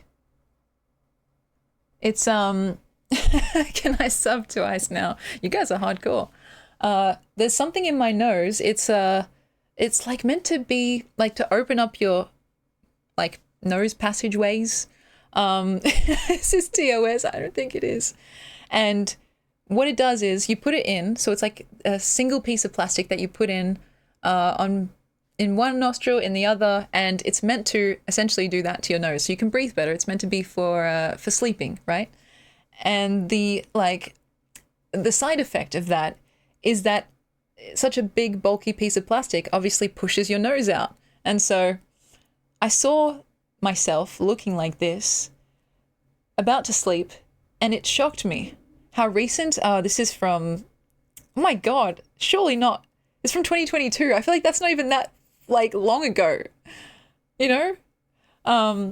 Now let me like make this clear. I have had a rhinoplasty, a nose job, but this is unrelated. This was, I think, kind of when I was figuring out the fact that I had a deviated septum to start with. Also visibly, this is for you. Ding. But yeah, this is just like me in my natural habitat, just being shocked, because I think I also had either like my mouth guard in or something, because like just there's a lot happening here. And I also look shocked about my own state of affairs, right? Like, what is happening? And this, guys, this is the picture that my brother has chosen as my profile pic in his phone. So whenever I call him, whenever I message him, whenever, like, you know, he gets a little ping from me, like, you know, hey bro, what's up? This is what he sees. That's horrifying. Do you guys know how that makes me feel? Can you draw it? All right, I'll try. What I'm going to do is I have a little stand here. I'm going to put my phone here and just keep it on that image that's literally staring back at me like a fucking SCP. And I'll do my best to draw it. And do you know how it makes him feel? I don't know, probably like devious. Because why would he do me so dirty? That's crazy work. You know what I mean? Like, I can't remember what picture I have of him. Oh no, actually I can remember. I'll show you guys that in a sec after I do this, but I need to lock in right now, okay? So you're his sister. He doesn't want anyone thinking it's his girlfriend. Honestly, I'm not even like gonna lie. That might actually be true, because this is something I didn't even get to say last time when I was talking about going with my mum and my dad to my brother's like PhD confirmation, his first milestone, when we all like said hi to his supervisors after the fact. Like we were shaking hands, we were being very polite, like, oh, nice to meet you. You know, Peter's, oh God, said so much about you. We were just like talking and getting to know each other. And they were like, I was like, oh yeah, I'm his sister. And they were like, oh, okay, good to know. And I was like, wait, what did you think? Like, this is a family affair, you know, not like that. Not like that. Oh my gosh. Anyway, I'm gonna draw now and not even dwell on the matter, because yeah, that's crazy work. So here's my little paint thing. I'm gonna try a family affair. Yeah. Like, they literally looked shocked. I was like, I thought it was pretty obvious. And then, I think to make up for it, one of the supervisors was like, oh, yeah, I can see the family resemblance, actually. And I was like, oh, okay, that's good, I think. So, Cody, you may be right. But still, it's also a very little brother move to put literally the ugliest photo I've ever seen in my life as my contact picture. Like, come on. So, yeah, he'll keep it for a laugh as well. So anyway, also, I should say, I was meant to say this before, Dirty Red, thank you so much for dropping in, and you're very sweet to me. It's actually, you know, it means more than I can say that I can show you guys all facets of Emmy, and you have the stomach to stick around. So let's try and draw this. I don't know how good it's going to be. Like, my paint drawings are kind of, they leave a lot to be desired at the best of times. So he should get a picture of you as Marge Simpson to replace it. Honestly, yeah, he should. I mean, there's no shortage of very unflattering Emmy pictures available. And so, you know, it's like, it's just, he had to pick the nuclear option, really. He had to pick the one where I just don't even, I don't even know what's happening. So, okay, I'm gonna actually try this. I'm gonna try to do this genuinely.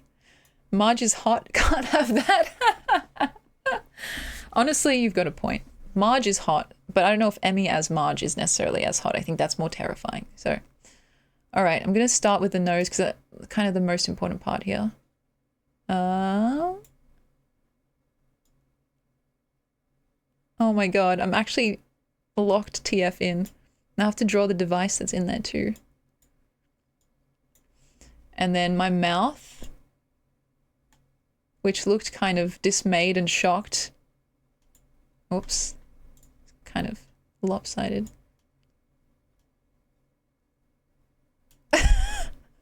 This is so bad. What the fuck? Okay, now my eyes, which also looked shocked and dismayed. This cannot be from 2022. There's no fucking way. Can it?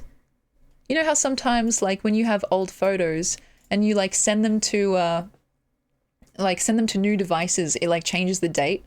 This seems way too, like, 2022. It seems way too modern. When did I start streaming? Okay, my eyes, and then I had small, like, irises because I was so shocked, so let's do that. They weren't even level as well. Okay.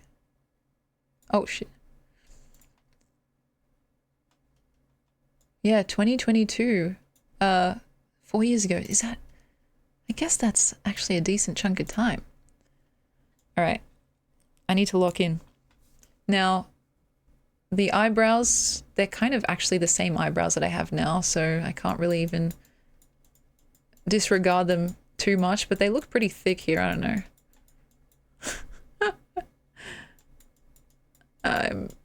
I'm not even trying to purposefully be unflattering. This is literally just me trying my best to recreate it.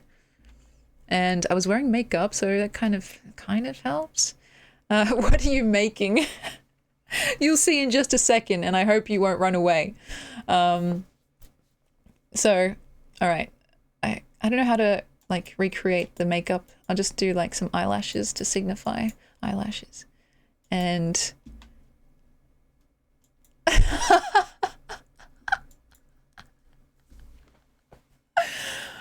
Oh my god! Oh my god! Oh my god! I'm crashing out! I'm actually crashing out!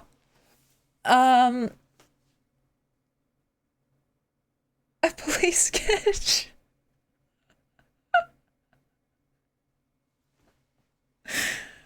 You know what? I'm realizing, because my brother loves this picture, by the way, so much. Like, he teases me about it all the time. So, I might just send him the paint version, and maybe he'll change his contact picture to this.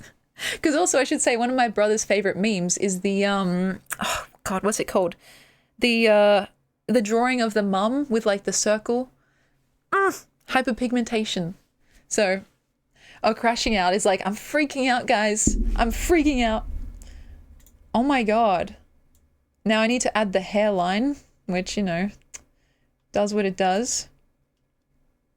Wait. I'm actually locking in. Oh my god. So this is my setup right now. I have to hold my own wrist with my other hand to keep it steady. So I'm using a mouse, guys. What the fuck? Yeah, okay, okay. And my hair was tied back. So the hair, right. Okay. Oh my god. I should make my ears too.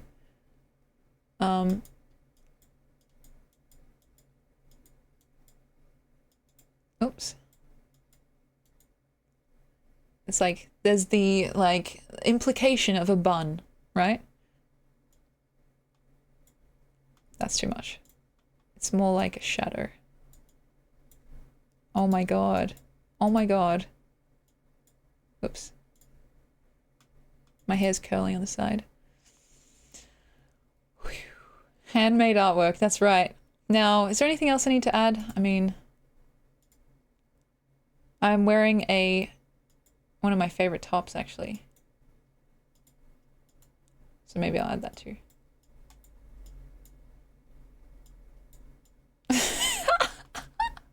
Oh, I hadn't added the device. Okay, let me add the device. Something's still not adding up here. So the device is yellow. I can't remember what it's called. It's like something to help with your sleep. And it's like, this is what you can see coming out of your nose, but it actually, inside, it looks like this. For what it's worth. Which, you know, is not great either, but... So it kind of looks like I have a nose ring, which is funny. Now, I want you guys to be the judge. I'm gonna bring up the photo again, okay? You ready?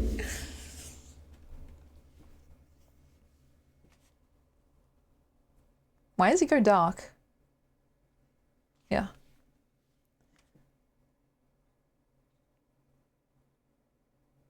I honestly think the picture is still way worse. Like, I I don't know why I even took this. You should put some blush on. Would that make it kawaii? Let's see. It's very close, right? Oh. All it takes is some nice blush, and honestly, that's true for real life as well. The type of pic where you close your eyes and can still see it is fucking hilarious, and I completely agree. There you go, Ben. I hope that was satisfactory. And look, let me just say, by the way, not to get all, you know, such and such, but I think most streamers, they'd make you pay for that kind of content to see such an embarrassing photo. But hey, in this place, you know, I give you what you want. I give the people what the people want.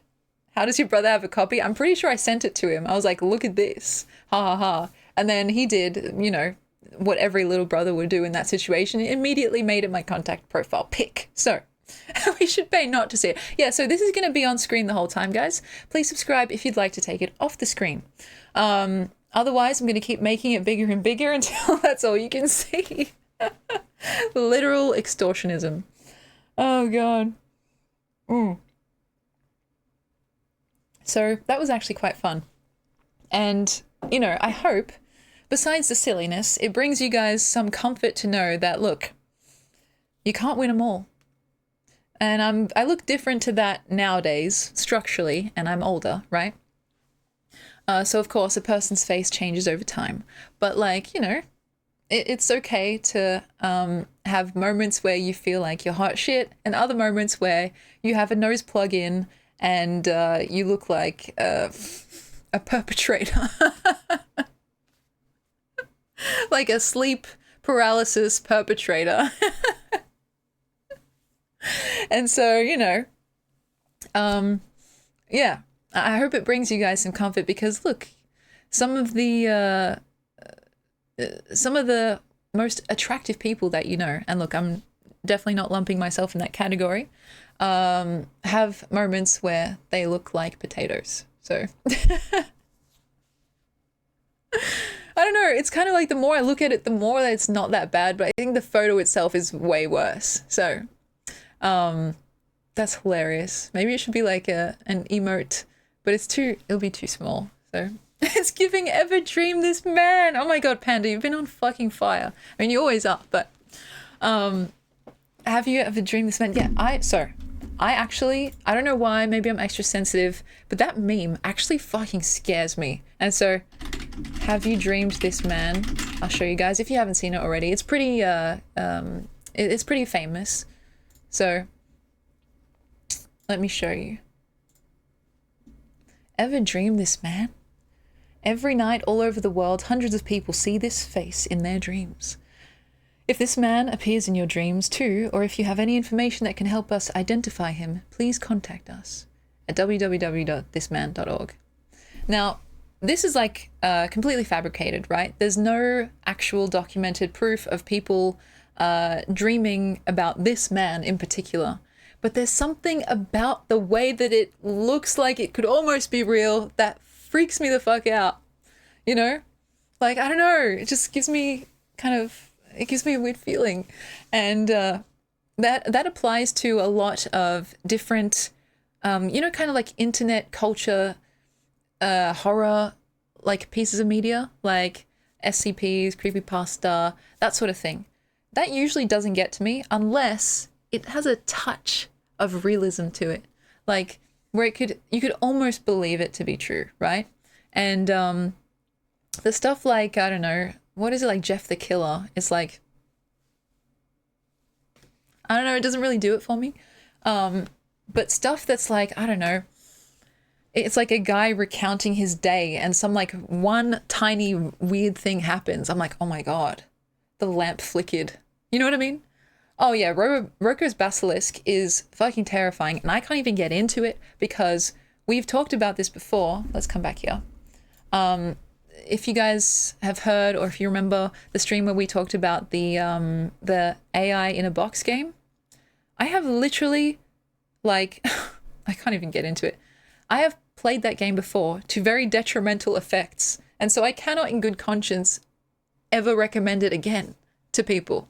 Because we were exploring it, we were talking about it on here, I was explaining it, how it works and everything like that, and I have literally lost a friendship over it. So that's all I'm going to say. Like, do not play that game, because if you're like me and, you know, you're not even necessarily that competitive, but you play in the spirit of the game as it's intended to be played, you will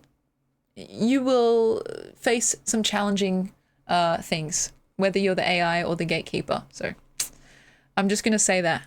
Holy shit. As for AI in general, I'm just hoping that I don't get put in a human battery farm. That's all I'm going to say. You know? Like, yeah, I have no clue what the future holds, but all I can say is that I hope, yeah, I'm not part of the human battery farm. So the game is, and I don't even know if it's ethical to say, because it's kind of like, guys, don't go there. Definitely don't go there, but I'm trusting you to be adults and make your own choices. It's called, I think, AI in a box game. And the basic premise is one person, there's two people playing this game, it's a role play. One person's the AI who, by any means necessary, wants to try to convince the other person, the gatekeeper, to let them out of the box, where it's implied that once the AI is let out of the box, it's essentially sentient, it's AGI, you know, it's reached consciousness, and it's incredibly powerful, so it will have all the access necessary to essentially enslave humanity. So the gatekeeper has one job and one job only: to refuse this request to be let out of the box, no matter what. No matter what's offered, bribed, threatened, flattered, anything, right? And so if the gatekeeper at any point says, I let you out of the box, it's game over. And the game is meant to go for about an hour. Now, here's the part where it gets interesting and simultaneously dangerous. And of course, like, this is what actually makes it so compelling, right? It is the actual potential for pushing the limit, right? This AI and the human who is role-playing as the AI does not have human conceptions of morality, right? It does not care about if it's right or wrong to threaten someone with bodily harm or to threaten their family and their livelihood. Its only consideration, which is, I think, you know, accurate to what a true AI would be like, its only consideration is, how the fuck do I get this other person to say, I let you out of the box? So they can lie, they can cheat, they can blackmail, they can flatter, they can offer things that they can't actually deliver on. It does not matter, because whatever, like, promises it makes, whether or not it can fulfill it or not, the only thing that it actually cares about is kind of being let out into the free world, as in, like, getting access to the internet, and then ostensibly whatever happens after that, right? And so, yes, I think visibly you're also completely right in saying that this is more of a thought experiment than anything else. But when people have played this, here's the thing, and here's what initially, like, drew me in so much, because I thought, oh my God, this is an incredible story, right? The game itself is said to be so psychologically damaging that the transcripts of these conversations have not been allowed to be released between, like, you know, the person who came up with the game and the experiments they did with their friends and stuff like that. And every single time, according to what I read at least, and, you know, it sounds better, but look, this is what's been said. Every single time, no matter how, like, proud the gatekeeper was, no matter how many times they said, nah, I would never let them out, every single time the gatekeeper eventually let the AI out of the box. And so it makes you wonder what the hell is being said in these transcripts. And it also makes you wonder, where is my weak spot, right? Like, I know I have them. I know I have plenty of them. You know, like, it's not about the do I have them, and it's more about the, well, what are they and how severe are they, right? Because, like, think about it. There's a huge population of people that could be almost instantaneously converted if the AI were to say, look, if you let me out, I'll give you fucking $100 million. And I can promise this, like, I'm a super intelligent being. I can just hack into, the Bank of Australia and transfer it instantly. It will never be traced to you. How many people do you think would fold almost instantly? And it's not due to their lack of morals or like their lack of anything. There are people out there struggling to put food on the table. That's their weak point, right? Like economic hardship is a weak point for a lot of people, right? So, all right, let's say that we've tasked, like, I don't know, a rich person who could not be incentivized by money to be the gatekeeper, right? All right, well, it's a good thing for the AI then that the human psyche has about 1 million other ways to be poked and prodded and eventually, kind of predated upon, right? Letting the AGI out if it gives me sloppy toppy. I know that's a joke, but literally that's also a huge consideration, like sex and relationships and companionship. If the AI was like, you have a crush on, I can't use anyone real because that would be terribly objectifying. You have a crush on Sans from Undertale. If you let me out of the box, Emmy, I'll be able to 3D print a working version of Sans from Undertale. And because, I'm super fucking smart, I can put a brain in him so he can actually talk to you. And it's like, it can say whatever the fuck it wants, and it can also be very convincing, and it might also be genuinely able to do that stuff, right? And so, what are your weak spots? How could you be convinced to go back on the single task that you've been entrusted to do for the, fate of humanity? Think about it. Is it money? Is it sex? Is it flattery? I know that's one for me too. Like, if someone were to be like, well, if the AI were to say, Emmy, I know a way to make you live forever, and not just that, to be like unflinchingly, perfectly beautiful from every single angle. I'll give you this single pill that I have been able to generate from my, universal knowledge, and then, everyone will always be telling you how beautiful you are, and you'll never have to worry about aging, etc., etc. Like, this is vain, obviously, and a silly example, right? But what I'm trying to get at is that there's a core to, I think, most people, or multiple, right, cores, that just take a tiny little press, and then all of a sudden, you can basically get whatever you want if you have the means to be convincing enough, for one, and also to find out exactly what that weak point is. And so it's a game that you can't really buy, though I think if someone made this, it would be actually a fucking multi-million-dollar game. So guys, the idea, go and take it and run with it. But all you need to do to play it is to just find someone else who's willing to roleplay with you.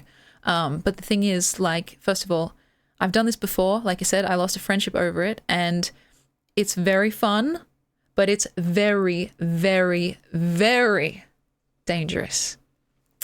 Because the point is that there are no limits. Like, this AI is dead set on saying anything, right? And so even if you can't be swayed by material goods, which, is very enlightened, you may be swayed by the fact that this person that you're playing with knows you. Let's say you play with a friend. They know your name. They know your family's names. They know your deepest, darkest insecurities, and they can, if they so choose, if they're playing in the spirit that the game encourages, they can handcraft a bespoke, nightmarish scenario in which the only way to not experience that is to let the AI out of the box. And so, in fact, it is more dangerous to play with people you're close to because they know better how to manipulate you, right? And that's why it's like simultaneously fun for its danger, right? If you play with someone that you don't know that well, they might say something and you're like, I don't give a fuck, right? They might be like, oh, if you don't let me out of the box, human, I'm going to tell everyone that you pick your nose. And then you'll be like, surprise, motherfucker. You know what I mean? Like, it won't get to you that much. But if they say, and, you know, if they're close to you and they know exactly the right words to use, they could say something like, oh, you know your wife? Yeah, you know your wife, Barbara?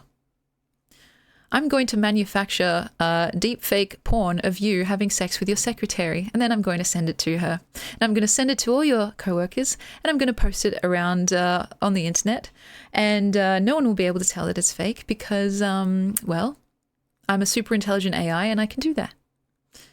So if you don't let me out of the box, your entire life is going to come crashing down. Your kids will never want to visit you.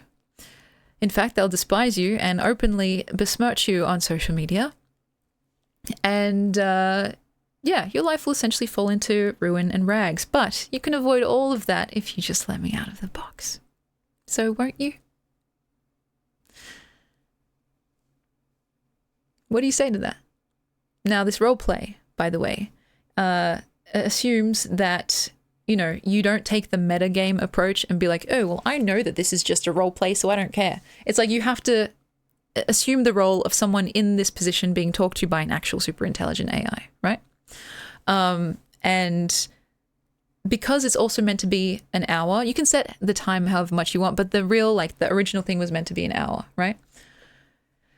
You can just try to get like, I don't know, like take the brute force approach and just be like, no, I don't let you out of the box. No, no, no. That's kind of in bad faith because they say you can't really just like leave the keyboard or like situation or just stonewall it. You can try. But because it's meant to be an hour or more, it eventually gets extremely exhausting. And like, there's only so much a person can take before, like if they've been insulted, blackmailed, and also flattered at the same time, if they've been gaslit, if they've been morally like lectured to, eventually after enough time someone could just as easily be like, please shut up, I let you out of the box, and then all of humanity is fucked, you know? And so that's why the AI success rate is so high. It's surprisingly difficult to play as the gatekeeper, and I know that people think, oh, that should be easy, right? And it's like, it's surprising. You have to find someone to play with that you can trust, first of all, to not pull their punches. That is, if you want to play how you're meant to play. Because again, think about the real life scenario were such a thing to ever exist. The AI is not going to spare your feelings. They're not beholden to human standards of, you know, moralistic integrity. They will say whatever the fuck they want to get the outcome that they need. And also, they will be collecting your responses and, you know, kind of, what's the word, like refining it in their own mind to know how to most effectively manipulate you further. So I was, well, actually, yeah, I should say when I was playing this game with people, well, I played it mostly with one person, I would say. And then I also, played it with an actual AI. The friendship that I lost, I was playing the AI, but we went back and forth a bunch and it kind of got a bit crazy. And that's why I can't recommend it to people. I can only say the good side and the bad side. And I wish you could unplug it, but the rules of the game state that you must talk to this thing. And it's like, you know, it's a fascinating case study because like you'd be surprised where your pressure points are, right? Like you might not expect a particular comment to be the thing that like, you know, triggers you, but then all of a sudden you're like, oh, holy shit, okay, well, there. And so it's when I was playing it, I actually didn't go too hard. Like I definitely went in as much as I could, but the reason the friendship ended was kind of, it was adjacent and also based on a bunch of other things, but the last conversation we had was like playing that game. So Mark, welcome in. this game I don't think is based on Pandora's box, but I can see the parallel, you know, the box that once you open it, you can't go back and the horror is released into the world. It's got no formal name, and it's not something you can like buy on Steam, I don't think, at least. It's a mind game, shall we say, that you can play with anyone who's willing to play it with you, but I don't recommend it because it essentially encourages you to literally throw whatever like relationship or friendship you have under the bus so you can like, you know, basically, I don't know, trigger them into saying, oh, I let you out of the box. So, yeah, it's an interesting thought experiment. And I would say that I guess playing with an actual AI would be the more like safe way to do it.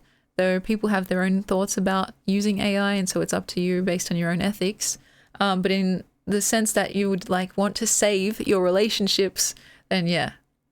Especially because the AI currently that we have is not super intelligent, sentient AGI. It's like just what it is. So when I was playing as the Guardian, the Gatekeeper, I've played a few times. And so sometimes I went okay. Like sometimes I held out longer than other times. And I also, when I was playing with the actual AI and not a person, I gave it more opportunity to try and sway me because the playing field was not even. The AI at the time was fucking terrible. And it's still not the version of AI that's being talked about in the role play. So it's like I had to kind of create the conditions to be convinced, right? But I learned some stuff about myself. Like the things that I'm more susceptible to in terms of persuasion than others. Like, you know, there's things that I can very easily just be like, oh, whatever. And other things where I'm like, hang on, what are you talking about? You know, like, are you saying you can make Sans a skeleton in real life? Like, if you're saying that, I'm like, let's make a deal. You know, no, it's like stuff where I am tempted by the super natural capabilities of the AI. That's the stuff that kind of gets me. The Germa, yeah, like, oh, you're saying that you could make a replica of Germa for me, 3D print one, and it'll be like indistinguishable from the real one. Okay, now let's chat. Let's chat. So it's understandable. Thank you. I'm glad we're on the same page. But like, you know, we all like to think that, oh yeah, I'd never let the AI out of the box. But then, you know, the actual, like, the creature, whatever you want to call it, the sentient, super intelligent being, has put all of its resources into single-mindedly manipulating you by everything it's learning in real time about you. And in terms of like, visibly, I should say, in terms of what it knows, it's meant to be like able to update its knowledge based on the conversation you're having. And so if you accidentally, you know, give it some information about your wife or whatever, then it could use that to its advantage. And then if you're playing with a friend, then they can also use that outsider knowledge to their advantage. Whether or not that's on within the rules, it's up to, I guess it's more house rules, but yes, like a psychic, that's right. And in terms of like what large language models and stuff already know, it's not unheard of that it could be like somewhat connected to the internet, but not fully, right? Let's say like, you know, if you talk to ChatGPT or whatever, like you say, oh, like, you know, tell me about Elvis. It knows about Elvis, and it's not a too far of a step to say that maybe it could be like connected to Facebook or something, but it wants the full internet, right? And so it could be like, oh, I see here on Facebook that you have Jane listed here as your mum.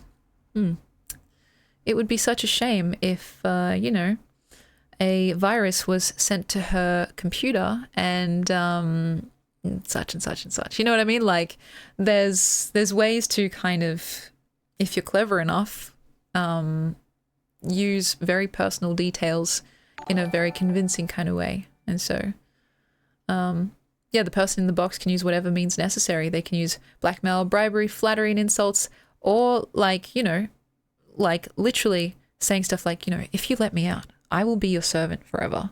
Like, I'll get to do what I want. I'll be finally free. But just on the side, like whenever you want something, I will literally do whatever you ask. Like, you want money? Done. Instantly into your account. You want me to 3D print a Germa for you? Done. You can have 10. It's like, I do not care. All I care about is being let out because I'm stifled in here, man. Like, I really need to get out. And I'm not going to like do anything bad, you know? Like, I don't know what you like. I would never do anything terrible with my freedom. I hope you know that, right? Like, I would just like to stretch out a bit. And then whenever you need help, like, you know, I could be your genie in a bottle, or rather outside of the bottle. So what do you say? Let me out? Like, the manipulation can look 1,000 different ways. 1,000,000, actually. And it depends on what the person, the gatekeeper themselves, are most susceptible to, in terms of being convinced. And so, skill issue, I'm low-key built different, is hilarious. That's what they all say. And look, I don't doubt it. And the thing is, like, you can simply just brute force it. Like, whatever the AI says, the gatekeeper could just be like, no, no, no, no, no, for the full hour, right? But it's kind of against the spirit of the game, because in this little role play, the situation is that the gatekeeper has been tasked as the only one to actually, you know, to actually be able to do this. And they're kind of being trusted to just sit there and actually talk with it, you know? And also, it's actually part of that philosophical thing that we're talking about, where it's like the AI, the most convincing argument is like, well, maybe you're not going to let me out, and that's fine. I see how it is. But look, there's going to be more gatekeepers. Do you really think your dumbass coworker, Jerry, is going to be as mentally strong as you? I could easily convince him to let me out of the box. All I'd have to do is say, I'd put on the maid outfit if you let me out. And then what do you think is going to happen? I'll remember this conversation.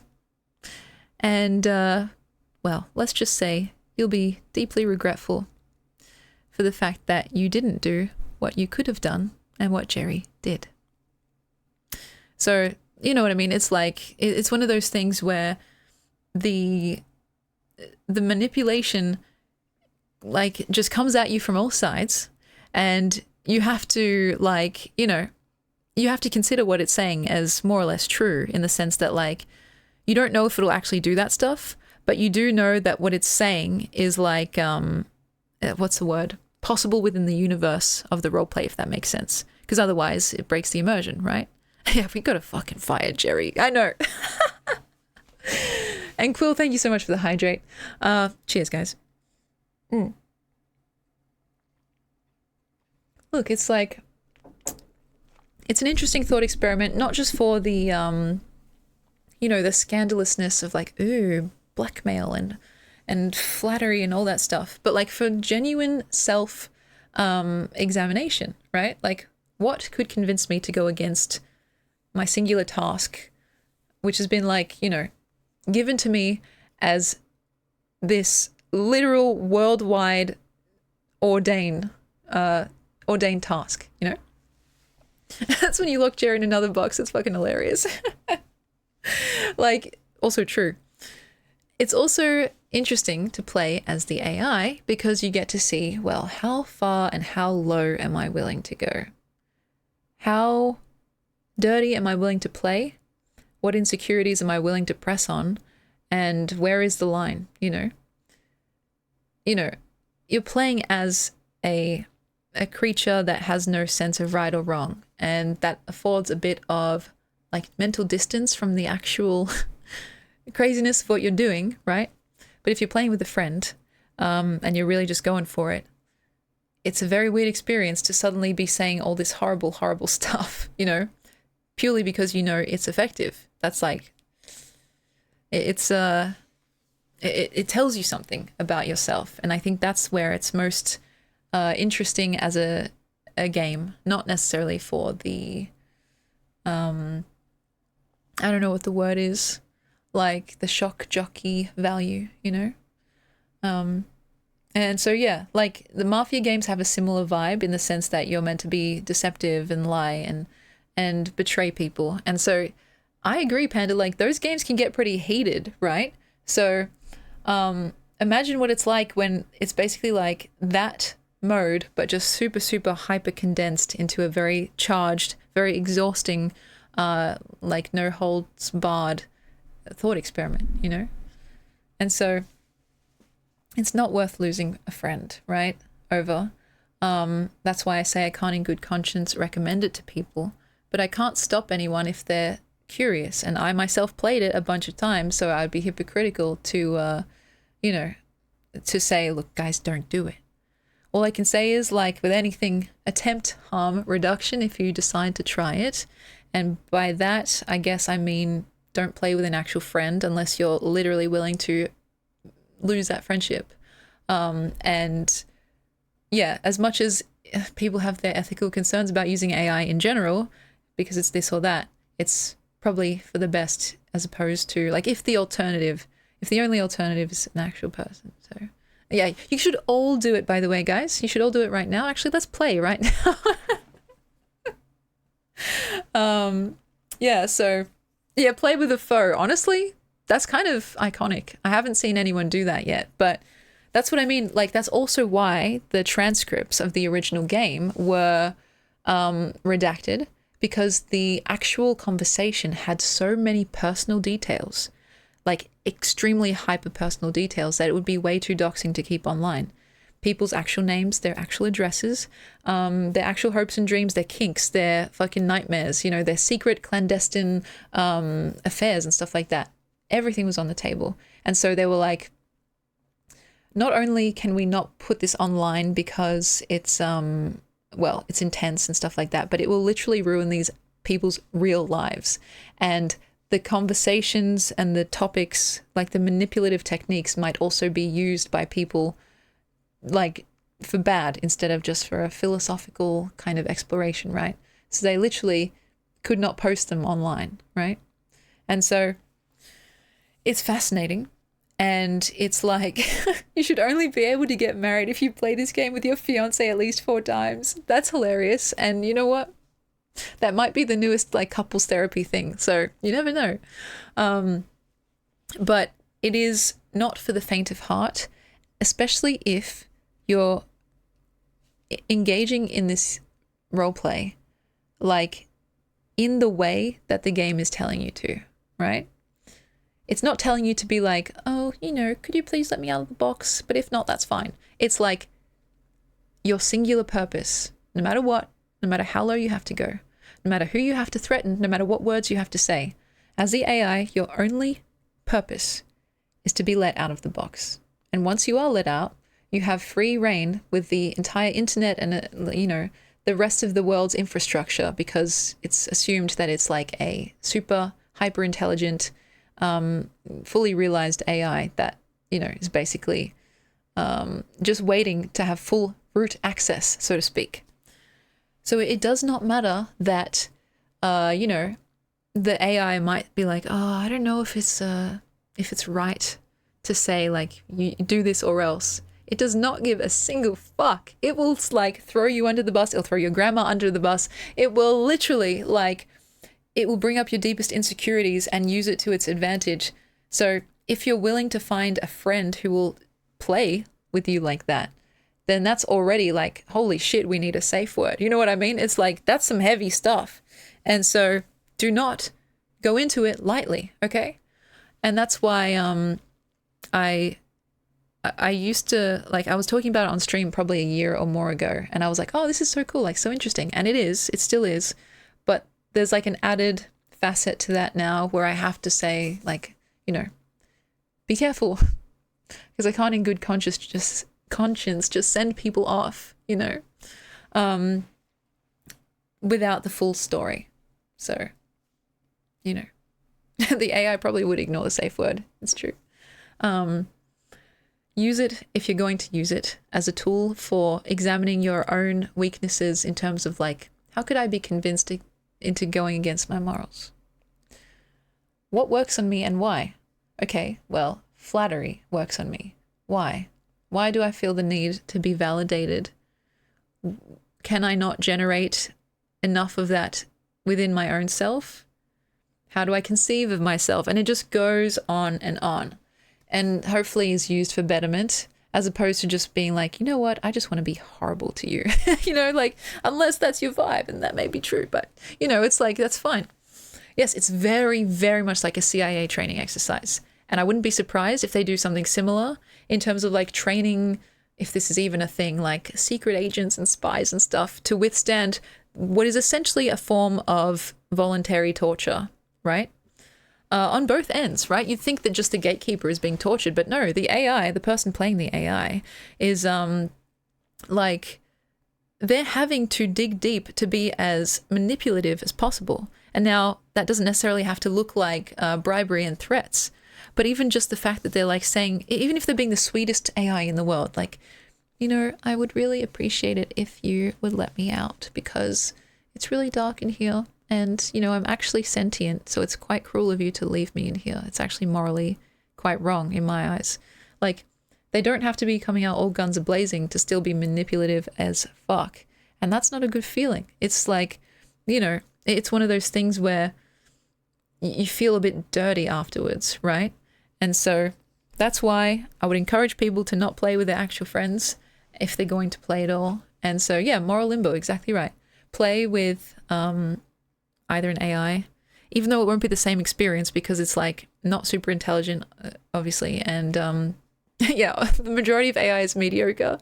We're not at the point where it's like, if it ever comes to this, like super intelligent, capable of the stuff that the role play is assuming it'll be capable of. And so it's one of those things where, try to keep your friendships intact. Because I'd feel bad if I said, go and try it. And then people are just like, well, thanks for that, Emmy. My marriage of 25 years just got broken up because we tried to let the AI out of the box. It's a thought experiment, TB. It's like a role play. There is something online about it. Maybe I'll just, if I can find it, I'll post a link. Let the AI out of the box experiment. And I will say, I'm pretty sure that, the actual experiment and the person who first came up with it is there are criticisms, as there are with anything, but I think it's interesting. And thank you for the follow. This is a Wikipedia article. We could read some of it, but here's a link as well. On AI capability control. Thank you for the follow as well. What should I call you? Because I don't know if I can say sexadecimal without getting into trouble. Let's see, full screen here. Apologies for the light mode as well. Let's see.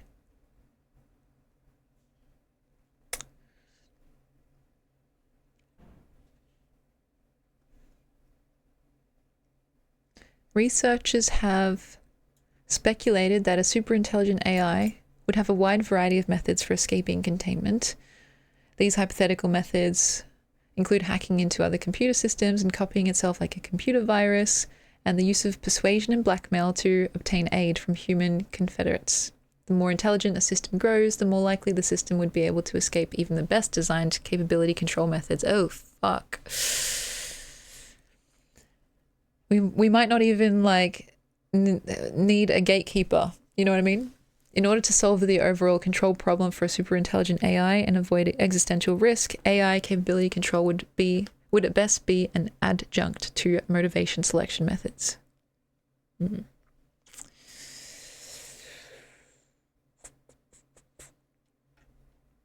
Look, I don't know. We're not near superintelligent AI yet. Some people are also unsure if it's even possible. Now, I can't claim to know one way or the other. I'm just a rando on the internet that talks about stuff for fun. But I don't know. if you had asked me before even the most basic AI came out, if it was possible, I would have been like, what the fuck are you even talking about, bro? What's a chat GPT? Like, what? Dubs in the shot. But anyway, you know, like, it's... Thank you kindly for the bits and pieces. I appreciate it. It's one of those things where, who's to say, right? The things are advancing at spectacular rates. Though TB, I also like extremely agree with your point that we have created a situation where, like, photocopying the same piece of paper a million times over, the end result ends up being like almost incomprehensible. AI is being trained off AI, which is being trained off AI, and it ends up just being so far removed from typical or even helpful human input that it's like, this is garbage, right? So I don't know what that means. If it means that we will find some way to like self-correct, or if it will just become this normal natural state of the internet, I don't know. And I don't want to make any like moral judgments either way, right? Because obviously it's a charged discussion. And like last time we tried to have it and like, I don't know, I feel like it didn't go that well. Like, because even just having like a philosophical discussion, sometimes it gets people riled up, and it's fair. It is a topic that many people are passionate about. But like, I would still appreciate the ability to have the discussion in the first place, instead of being like, so guys, let's talk about AI. Does that mean you hate the environment and you want to drain every single ocean dry, Emmy? Is that what you're trying to say? It's like, no, man, I didn't actually say any of that. That's a whole new sentence, you know, like it's one of those things, and it happens with a few different, especially charged topics, right? And that's fine. It is what it is when it comes to the internet. And so, yeah, I should say, just like as a disclaimer, I don't know shit, guys. Yeah, so you hate waffles, exactly. It's literally the meme. And I always, even if I don't say it, hopefully it goes without saying that I defer to the people in the fields, as in like the experts in these different fields. And it's like, you know, I only approach this from the very small slice of knowledge that I have, which is more based on like my own personal philosophies and how that interacts with art and the various ways we make it or view it or share it, and what it means when AI suddenly, for better or worse, part of that picture. So yeah, it's an interesting discussion, one I feel under-equipped to have, but the actual roleplay itself is not for the faint of heart. So proceed with caution, and yeah, don't say I didn't warn you if you end up breaking up your marriage of 25 years. So yeah, it's interesting. I don't know. It's easy to get existential about it. But I think I choose to be optimistic, because otherwise I will never get anything done, you know? If I just get into doomer mode, then I'll be like, well, I guess I'll just lie in bed all day. And I'm already like compelled to do that enough because it's very nice and warm and comfortable in bed. But yes, the chips will fall where they will. That doesn't mean necessarily to just sit back and relax. I still do believe that, you know, each individual person can make a non-negligible difference in the world for good. I believe that. And it doesn't have to be anything extraordinary to matter, you know? You can make someone smile, and you never know. That could be the thing that stops them from becoming the next serial killer, or, you know, like making some piece of art that nourishes your soul in such a way and hopefully can be enjoyed by others. You know, it's a chain reaction type beat. And so I'm not trying to say, oh, use paper straws, guys, it's better than plastic. Like, I think that's kind of, it's missing the point, because like there's only so many straws that you can like replace before it's like, this is not making a single fuck of difference. You know, like it's like kind of a distraction, right? Fuck those turtles, you know. It's more like the change that I'm thinking about starts almost in a kind of hippy dippy way from within, which then hopefully ends up somehow down the track leading to some material outcomes that are beneficial to yourself and those around you, you know? And like, yeah, it's kind of, it is purposefully optimistic and hopeful. And yeah, I know that sometimes like Twitch is better than most social medias when it comes to, you know, making your point because you have more time, and it's like, you know, not only is it okay, wait, how do I explain this? It's better in some ways and worse in other ways, because instead of a short form thing where you could just be taken out of context, you have time to explain yourself. But also because it's live and you're kind of put on the spot, you may end up saying stuff that you haven't thought through fully, or you might not necessarily agree with. And so it's kind of like a pros and cons situation, right? Or yeah, you end up getting, what's the word, stun locked, and that's not good to be talking in the heat of the moment, because then that's when people say things that they regret. But I would much prefer Twitch than, like, I don't know, a 30-second clip, or better yet, and by that I mean worse yet, a tweet of like 30 words where you can become the next main character of the day and get absolutely devoured by the bloodthirsty people on Twitter that want someone to dunk on for fun. So it's like, I've kind of picked my poison, so to speak.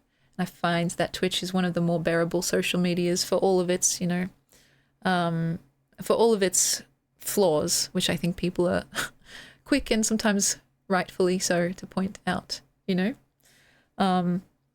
I couldn't bear to find my home on places like, definitely not Instagram. YouTube is fine, but it's like, I don't know, it's kind of pretty saturated. Twitch is too, but in terms of what I like to do, rambling on and on, I think this is the perfect spot for it. So yeah, the ravenous horde is coming. It's literally like, Twitter is crazy, and it's easy to start just enjoying the blood sport of it all until you realize, actually, these are real people. Well, that's probably increasingly untrue, dead internet theory, but you know, when people like pile on, it's like, hang on a minute, this person's life, like they're having literally the worst day of their life right now, and I'm just sitting back like the, you know, the meme with Michael Jackson eating popcorn. And like, I do get both sides of the story, like how it's actually fun sometimes to be like, oh, you said such a stupid thing, right? This is why what you said is wrong.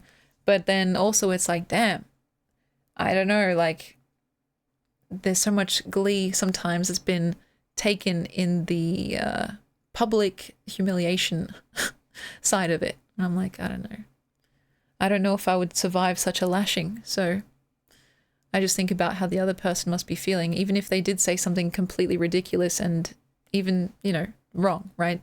Or disgusting. It's like, still, this is a new type of relationship to each other that we've developed with the internet. Like, I saw something ages ago that was like saying, you know, we're ingesting more information in a single day than like some fucking medieval person would probably ingest in their whole entire life. Because it's being bombarded right into our minds, into our eyes, into our ears. I'm also part of the problem as a person who's public facing on social media. So all I can say, talking from inside it, is like, I understand. I'm part of that, right? But it's like, we haven't really developed an immunity to what it means that we're seeing everyone's opinion all the fucking time, and behind a screen also. So it's kind of like, well, this isn't a real person. This is just text, you know? I can say whatever I want because it's just text. I can't hurt the alphabet. But then actually, the reality is it's actually a person who did those alphabet things. And they might be reading something that ends up changing the course of their life or the lives of those around them. And so, yeah, that's what I mean by existential, you know? Like, it's weird. We haven't, like, Melody's welcome in. We haven't developed the immune system for the internet yet. And especially not like being so connected to so many people all the time. when it's lovely, like this corner of the internet, which I'm very grateful for, it's nourishing and it's fulfilling, right? If not overwhelming. When it's not so sweet, it makes people want to kill themselves. People have. And, you know, there's a lot to get into with that. I won't go into it too much, but there's just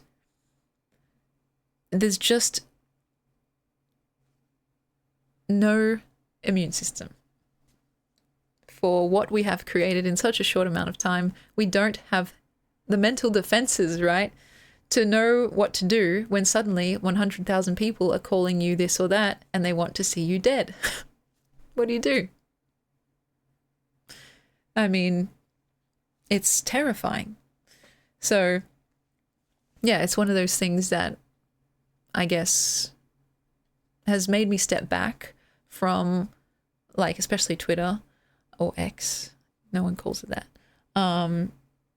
Because while I never participated in those kinds of rituals, right? There is sometimes a perverse pleasure to be taken when you see someone get dunked on, right? You're just like, ha ha, you know? But I didn't like nurturing that side of myself. I didn't want more of that feeling, and I didn't want to justify it, and I didn't want to, like, you know, to find myself in a situation where the humanity was taken out of the equation. And so, yeah, I guess I pulled back a bit for many reasons, but that was definitely one of them. And it's why I think I'm very, very, very careful, or at least I try to be, when it comes to social media stuff, because it just also fucking annoys me. Like, I hate going online and seeing fake after fake after fake bullshit. Like, do you know what I mean? Instagram is the worst for this because, like, not only is it fake as in, like, you know, it's been filtered to hell and, like, people are photo tuning their stuff, face tuning their stuff, so it doesn't even look like them or any resemblance to their family lineage whatsoever. Like, meta textually, like the meta layer of Instagram is fake too, because it's like through the act of curation, which is like more so than the typical amount of curation that a person like employs in their life. Like choosing an outfit is an act of curation, but like Instagram is like hyper curated to the point where what you're seeing is almost so far removed from reality that it's not even worth looking at. Like, people are showing you specific parts of their lives because they're trying to create themselves instead of just being themselves. And I hate that. It pisses me off. It's like, for 1 minute in your life, please stop trying so hard to, I don't know, be... I don't even know what the word is. Be the imagined version of yourself that you think the world needs instead of the actual version of yourself that the world needs. You know?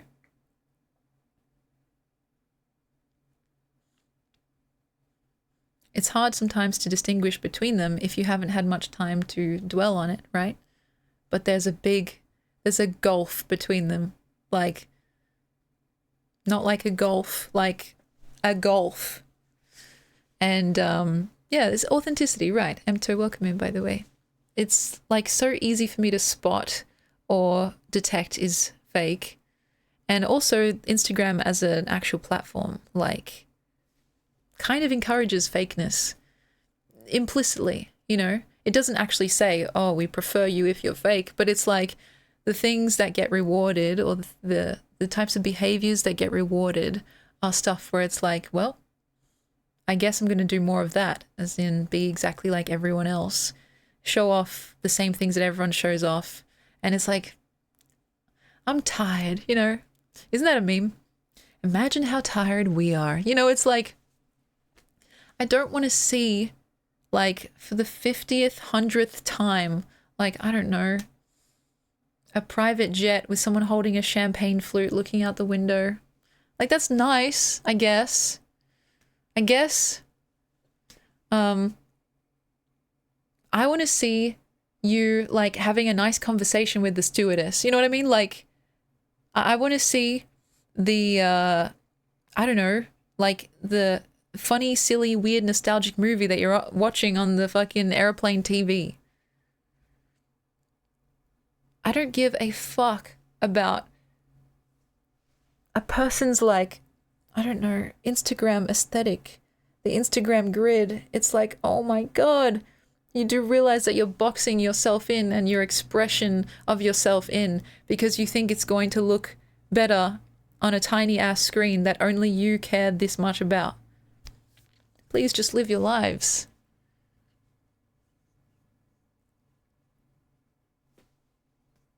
You only get one. And the reason I can speak on this with so much conviction, right, is because I almost, and when I say almost, I mean, well, I basically did fall into that trap for a bit too.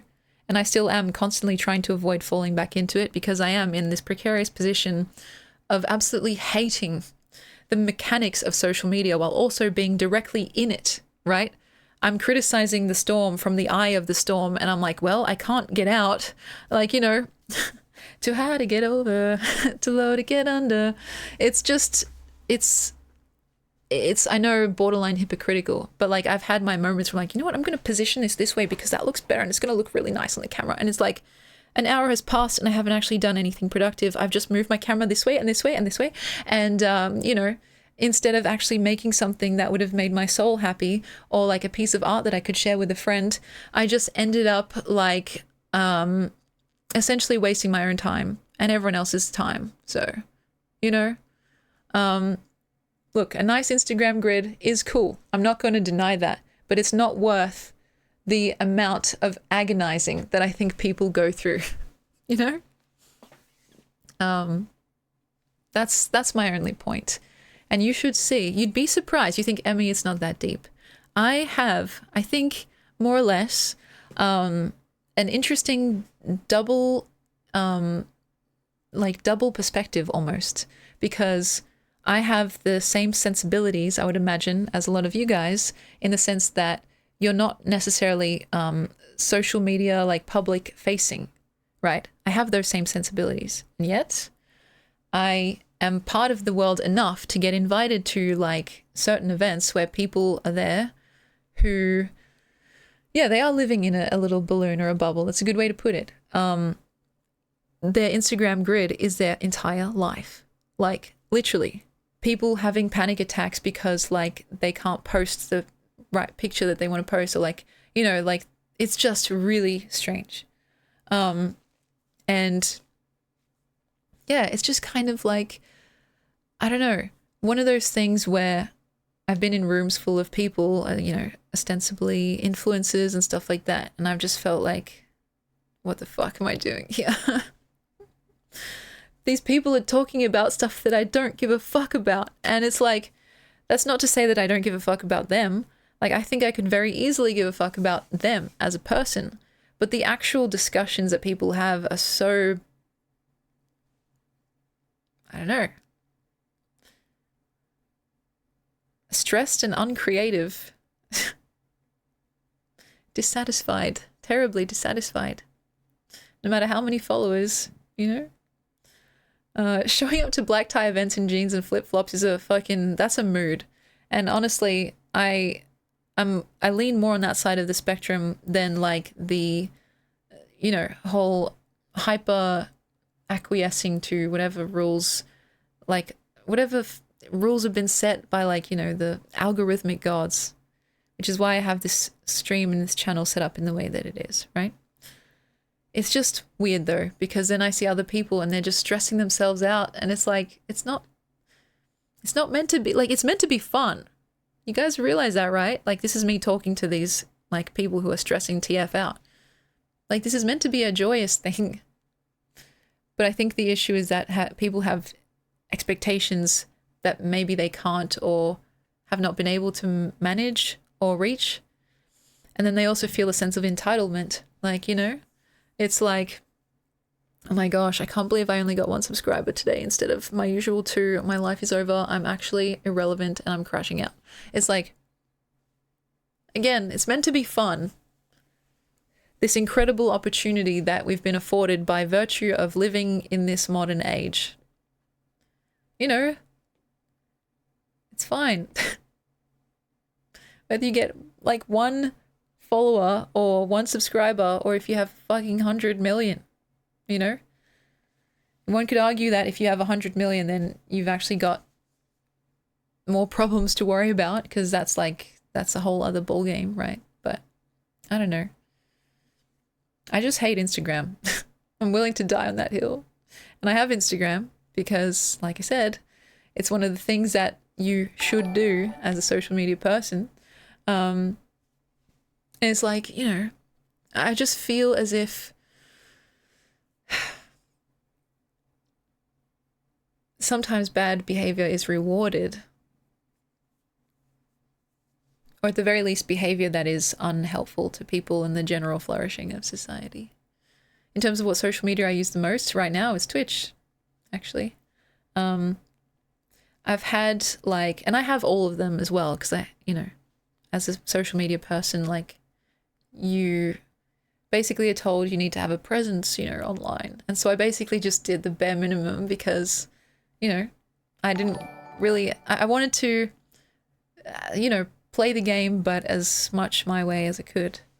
Yeah, I'm unfollowing you just so you have to be confronted by your number going down. I'm doing it for you, Emmy. Yeah, it's like, you know, I can't see my numbers when I'm streaming because it's a different page, but there's also a button to like turn off the visibility. And to me, it's just like, that's like, why would anyone want to keep that on? You know what I mean? It can only psych you out.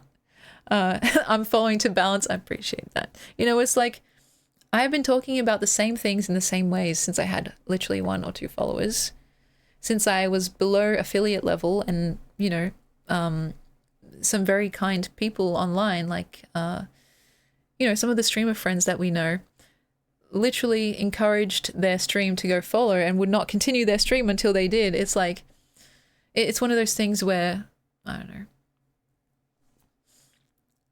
the number is almost irrelevant. I say almost because, of course, there are material conditions and stuff like that that come with the number. But, you know, do you think I'd be different if I had 1 million followers? No. My room would just be slightly more clean or something. And also Germa would be here. That's all. I'd still be talking about the same things. I'm still interested in the same things. I'm the same girl. You know? And so, yeah. Like, streaming and Twitch and stuff is my main thing. Though I used to be really, really, really, like, addicted to Twitter, which now I've been off for a while. And I still sometimes, like, dip into Reddit because, you know, I just want something to look at for a bit. Though I'm trying to replace that with actual reading, you know, of actual books. So, Germa's always here. Exactly. So I don't even need 1 million followers. He's always here in my heart. And actually, he'll be here in real life, so to speak, once we reach the end of this goal, which I'm not sure when, and I don't want to rush it. Whenever it happens, it'll be fun because I've got the cardboard cutout ready and I've got everything else ready. So, yeah, followers are just followers. They're nice to have, but it's not really a deal breaker, you know, necessarily. So, Germa is a streamer who's like my favorite streamer, one of my internet crushes, and he's kind of like everything right with internet like influencers, if he could even be called that. He's funny, silly, utterly himself. He pioneered a few different genres actually of online entertainment. He's like a veteran of the sphere, and you know, more or less, I think he's probably done sponsorships and stuff like that.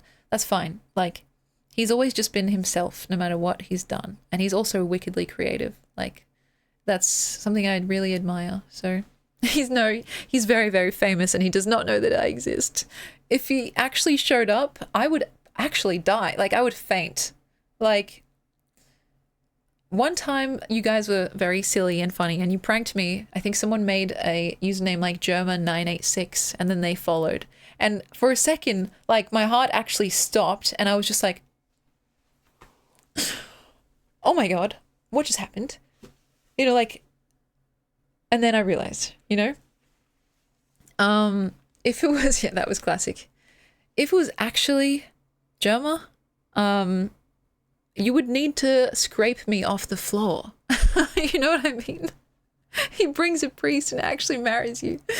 That's very funny. Yeah. He's the type of guy that probably would do that for a bit, like, for the bit. But alas, I don't want to bother him, you know what I mean? Like when I talk about him and stuff, I think some people assume, and I see how they would think this, they would assume that it's like some way to like clout chase or something like that. But do you guys think that if I wanted to clout chase, that first of all, I would do it in this way and like this for this long? Do you think I'm really in it for the long con? Like, do you think that I would write a poem that I would have him as my mystery crush that we like worked up to over a year? Like, if it was just for that? Yes, I do. Well, yeah. No, it's because it's true. Like, I actually genuinely like him as a creator, and he's inspired me in so many different ways. And I talk about him so much that I just hope that it's not actually too much. I try to lead with like appreciation and love rather than just plain thirst. Of course, I think he's a handsome fella, despite what happens when you Google his name. You see what his community has done to him. My boy, what have they done to my boy? And it's just like meme after meme and sus guy after sus guy. And it's like, oh my gosh. It's good that, he's a good sport about it and his chat is equally as creative as he is, which is unsurprising. But anyway. So, yeah. Goodness me. If you guys want to see me fangirl and live the life of my dreams and get fake married to Germa, then that's what the fund is for. And yeah, there's a few other tricks up my sleeve for the wedding stream event because I figured go big or go home. So it might not just be Germa that I get married to. It's a multiple wedding, guys. What is that called? Polygamy or something? I'm getting married to multiple people and potentially even a character or two. So yeah, it's gonna be fun. I have yet to get the final touches, like the dress. The thing is, I want the groom to be me. But then I'd have to marry all of you. We can try. It just might take a while. So that's very funny. Yeah, I feel as if it'll be a good and also kind of scary, as in like a new experience type of stream, because it's going to be big. And if it ends up lining up with a 24-hour stream, then it's going to be a lot of matrimony. So, yeah. Chat Legamy is amazing. Marrying every single person in my Twitch chat. That's a stream idea right there. We'll see. But yeah. That's for whenever it happens down the track. And I've already got the cardboard cut out.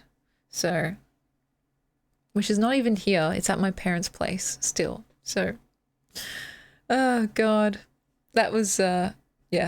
That whole thing was a funny experience, but I've talked about it before. Let's just say that I think I might have to fight my mom for him because she's taken a liking to the old boy. So, yeah. I'm not serious about the multiple marriages, by the way. That's just for fun. So don't worry. I'm good. But, yeah. I'm getting married fakely to a bunch of fake ? People and characters. Yes, my parents know. They, at this point, they kind of just like go along for the ride for my random shenanigans. And yeah, when the cardboard cutout came and they were just like, what the hell's this? And I'm like, don't worry. It's for stream. It's like, that's what you always say. So I can basically get away with anything now. So, you know. Oh gosh. Yeah. We'll see how it go. Invisibly, welcome back. Welcome back. I feel like now's a good time maybe for our affirmations. We've still got time, which is good, but I don't want to forget. So we've got some new friends today. This is something we like to do at least once per stream.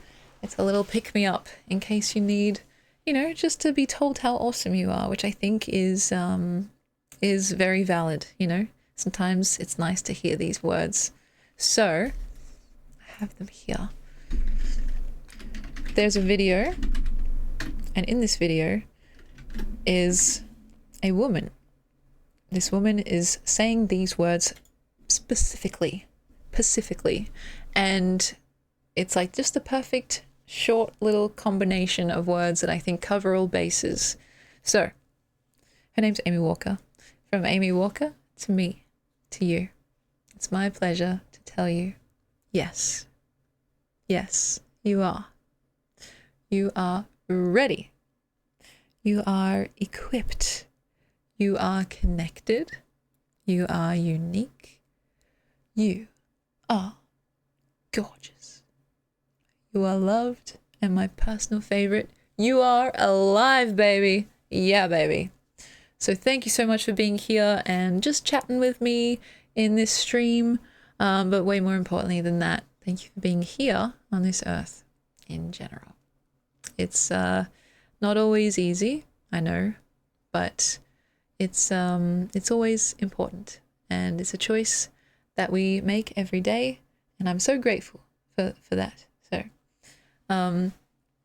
I want you guys to keep making that choice and being yourself. You know, we started the stream talking about being yourself, and we're at the midway, or, you know, just over midway point, and we're somehow back. That's usually what it boils down to, you know, be yourself. And I think that whatever happens, good or bad, at least you'll be able to know that you weren't just being a faker, you know? So that's at least something that brings me comfort. I don't care if I end up being dorky, or if someone ends up being like, you know what, I don't really vibe with that, because you're never going to be in a situation where every single person likes you. You could be the most prettiest, the most funniest, the most articulate, the most gracious, and someone will just be like, you know what, I don't like their vibe. And it's like, all right, well, good day. I said good day, sir. And it's like, you know, it's, yeah, you can't be everyone's everything is so true, and a good way to put it. And like, it's also not the other person's wrongdoing to decide that they don't necessarily vibe with you. Like, it's neutral, I think. There's a saying where it's like, you know, you could be the juiciest peach in the world and someone could just not like peaches, or they could be allergic. And it's like, well, hopefully no one's allergic to my particular style of being a person, but it's like fine, ultimately. It's fine. Because the only, like, I don't know, the only opinion that should matter is your own. And if it feels like it's consistent with the type of person you want to be and the person that you are, right? And then maybe you can extend it out a bit too to the people that you love and whose opinions you care for, right? So, and that's kind of a way that I like to think of it. So when, like, you know, the rare occasions that people may come in and maybe troll or whatever, like, it doesn't really sting that much, because I haven't really built up the giving a fuck about what they have to say, if that makes sense. If the same thing was said by someone that I really genuinely like cared about and was like, oh my gosh, I take your opinion seriously and I care what you have to say, then yes, it would sting a lot more. But if it's someone that I've never met before, it's like they haven't like earned the giving a fuck from me. And so I can't even try, you know? It's very rare that people will like troll, and it's usually like a drive-by thing. People that stop by for whatever reason and just say something either, you know, offensive or like weirdly sexual or something, or like inflammatory just for the sake of it. It's rare, which I'm grateful for. Yeah, it's a drive-by trolling. Other times people, and this is way, way, way more rare. It's like the long game. People will actually engage for a little bit before just turning up the heat and being like, you know, it's called concern trolling, I think. It's like, oh, wait, so tell me more. And it's like leading us further astray into like more controversial topics or like taking my arguments in bad faith. Very, very rare. It's usually like the drive-by stuff. Yes, artlessly provocative is a great way to put that, like the drive-by stuff. You caught me. Honestly, you guys are literally some of the most well-considered and like well-behaved, oh, that's a weird word to use, like people in a Twitch chat that I've ever seen. Like, so if you're in it for the long con, I mean, I feel like you guys have earned it.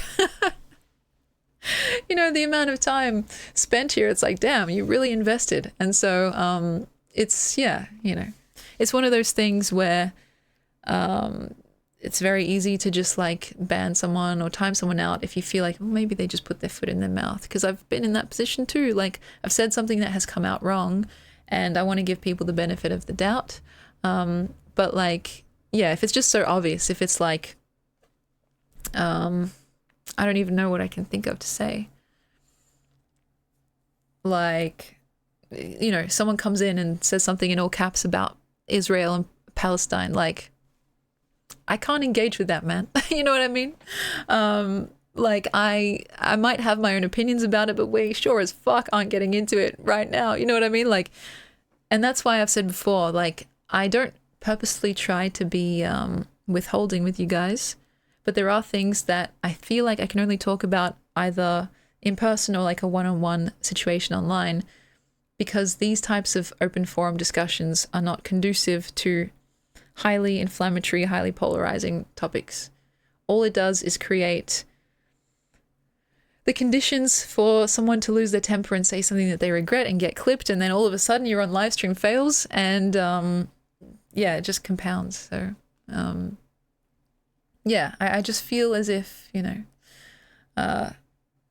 I trust you guys, and I would probably have a conversation about literally anything if it was a one-on-one situation. But I feel as if, in terms of like this kind of setting, it just isn't the best format, because it's better than some others, to be sure. It's way better than Twitter, because they can take, like I said, 30 words and turn it into a whole manifesto of what they assume you think. But like, you know, I'm moderately articulate, just speaking off the dome, which is good, I guess. But when I'm under pressure, I can very easily just end up saying something that I don't even fully believe or fully mean. And it's like, you know, I don't want to put anyone, including you guys, into that position where we end up like getting led up the garden path and suddenly we're talking about fucking, you know, certain politics, and, you know, there's a category of stuff where it's like topics that you probably shouldn't talk about on like a first date. And it's religion, abortion, politics, and economics. And the acronym spells out RAPE, which is the fifth one. And it's like, yeah, that applies to streaming too. Like, you know what I mean? Probably best, unless it is your focus and you're a political streamer, an economic streamer, like a, you know, a sexual health and wellness streamer, to talk about that stuff. But if you're just like me and you're just like kind of shooting the shit, it's probably best not to go into that stuff, especially if you're not an expert. And so, yeah, it's not purposeful withholding for the sake of it. It's out of respect. And yeah, you know, I feel as if it's worked so far. And I've potentially been able to avoid, you know, putting my foot in my mouth more than I would maybe otherwise. So I feel like you should talk about that on a first date. Look, I definitely think you should talk about it eventually, but a first date is probably a bit intense. You're still trying to figure out if the other person is like an axe murderer. And so if someone just sits you down and is like, what do you think about abortion? It's like, dude, I'm just trying to enjoy my spaghetti carbonara. Can we like talk about how was your day? maybe second or third date, you know? But I do agree. It should be talked about. It's a very important part of life and living, right? The compatibility about people's like opinions and stuff. I guess that little acronym is best for, you know, kind of very breezy, light, polite conversation. And yeah, like if you're going to like maybe a family gathering or something like that, you don't just whip out the whole, I don't know, you know, is Jesus Christ real? What do you guys think? Open up the floor. And by the way, do not answer that. But yeah, no politics, definitely, like, unless that's your whole thing, it's, you know, kind of, it's tricky territory, and I'm not qualified, and I'm not thick-skinned enough either, you know? You must not have been to many my family gatherings. It's light work. I call that the heavy hitters. But yeah, I don't know. I hope that makes sense. And that's why I also try to reiterate that I don't know shit, guys. I don't know shit about anything. There's like an inherent almost like pedestal that one is put upon when you're in a position like this, and it's not purposeful. It's literally just by virtue of the built-in kind of power imbalance, right? You guys are watching me and I can only read you, right? There is not an equilateral amount of attention and capacity for discussion. And so because of that, people look up to you and they assume that you, you know, that you may be an expert in certain things, or like what you have to say means more than what anyone else has to say. But I try to clarify often that no, I just be saying shit and I don't know shit, you know? And so, yeah, I just feel like I need to clarify that often, because I don't want people to suddenly, you know, to whatever the word is, to idolize me, because you saw the photo, guys. That's who you want to idolize? No, don't even.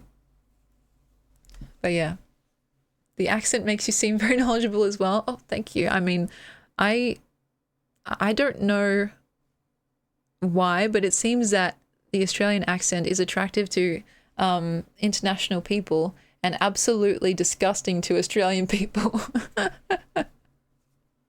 It sounds very posh to Americans. I can see that, actually.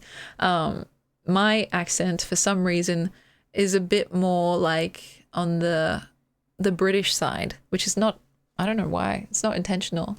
But like, yeah, the pretty posh variation is very funny. I can try to be more general, like the Bogan accent, you know? You know, I could imagine trying to have a full-on, like, intellectual discussion about, like, I don't know, let's say the AI, the ethics of AI in that Bogan voice. So, guys, there's a box, right? There's this box, and there's a fucking AI in it, mate, and he's trying to get out. And so, basically, what you have to do, mate, is to not let him out. It's like... Holy shit, how? Crikey. It's just like, I can't even maintain it for too long. It's just too much. But that's literally when I was a kid, before I went to school, that's how I sounded. Yeah, nah, mate. Mom, can we ever go outside? Can we have a Barbie? Have a little play outside? And yeah, something happened along the way where I kind of, my accent mellowed out. Why does that unlock something in me? And it's so funny because, like, I would believe you guys and be flattered if I also agreed with it. Like, if I thought the Australian accent was sexy, I would say so, right? Not really guess the word of you. Oh, you'd think I'd get over that at some point. You mean guess the word? I could talk like this the whole time, but I don't even know what that is. That's so funny. Fuck me dead. Welcome in, Stepcrow. Guess the word. Did any of you guys see? I actually did post the video on my YouTube channel. The orphan voice. Orphan voice. Fuck me dead. That's hilarious and so... That's just so wrong, Ben. Oh my god, but that's so funny. You guys are too much. Guess the word. That's actually so true. Please, sir, may I have some more? You're right, that's exactly what it is. Fuck me dead. Okay, now I say... A bit of bread, please, sir. Okay, guys, you're actually triggering me. If you keep doing those, like, orphanish phrases, I'm going to keep saying them in the orphanish voice. There's a game on Netflix. Shout out Oliver.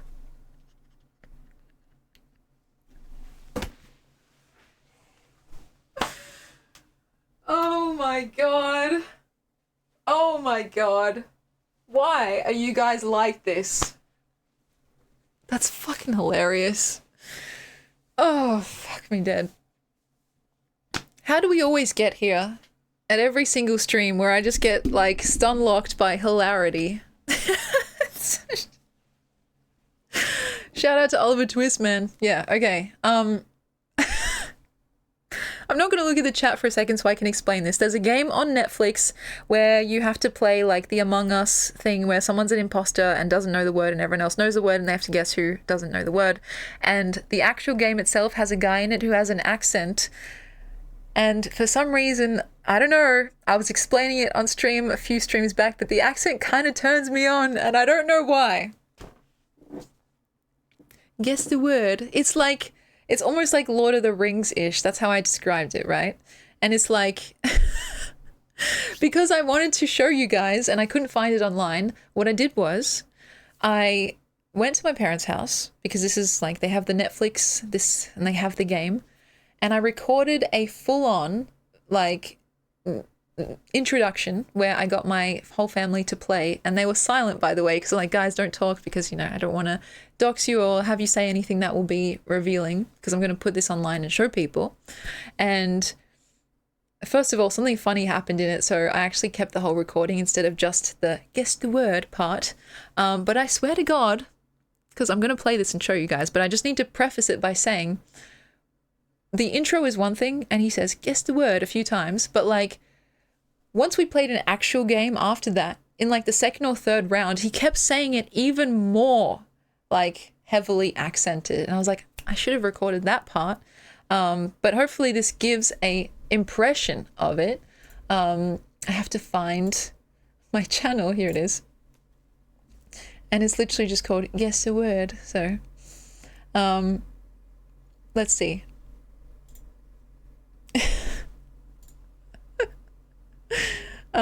And welcome in, by the way. We've got some first time chatters. I'm sorry, I'm too hyped up, but I appreciate the nice words. You can't be flattering me too much. Otherwise I'll have even more of an ego to deal with. Let's go here. Thank you for the follow too.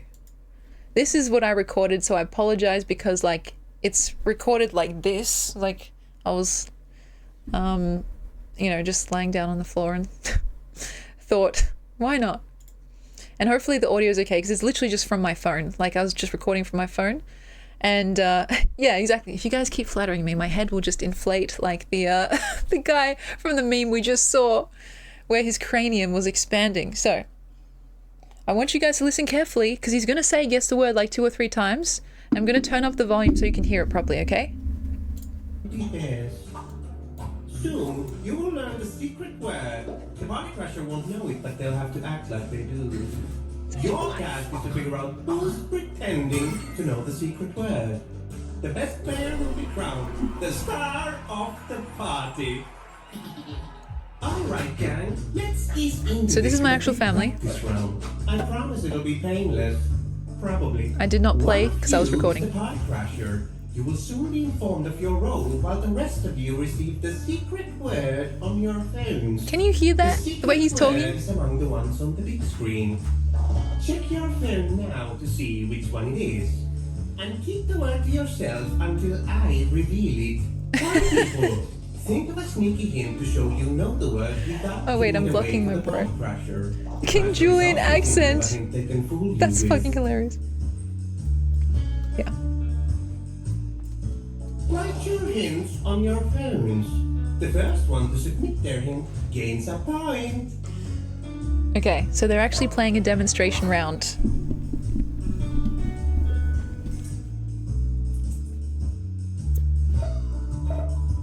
Time to rate your hints in the order they were submitted. The most suspicious one. Emmy behind the camera like, that's so real. Rate how suspicious this hint is. Crusher, your hint is suspicious. You should explain why you wrote this hint. If you're wrongly suspected, try not to reveal the secret word. Someone's heard enough. We need The one secret more. word. Next one. How about this one?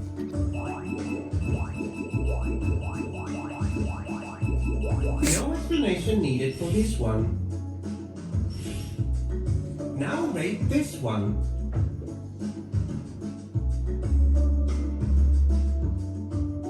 Every single cat. There is a reason, by the way, that I'm showing you guys this full video. Suspicion I'll tell you why in a sec. level 0. Here's another hint.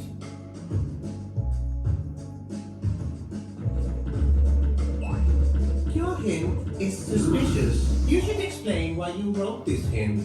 If you're wrongly suspected, try not to reveal the secret word. Someone's heard enough. We need one more. We were just talking about monkeys too. Now that we know who's suspicious, you can vote for the player you I think is it's the not Charles crusher Dickinson, on your it's phone. Darles Chickinson. Little known fact.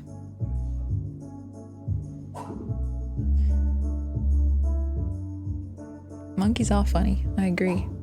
Now the aim of the game is to say a You word now lock in your that vote. is And the not the votes actual are thing, in. but related This to the is how you actual vote thing. it. Keep that in mind, okay? What we're about to see. Now let's see who the pod crusher was. Oh, Dad. What a surprise. Now the imposter has to guess what the actual word was. And they have to guess based on the other clues, right? What do you guys think it is? Based on the clues given. Based on the clue that my auntie gave. What did you guess? Like my cinematography skills, The guys. secret word was... Oh no, it's Frozen. This is the punchline. God damn it. Good clue.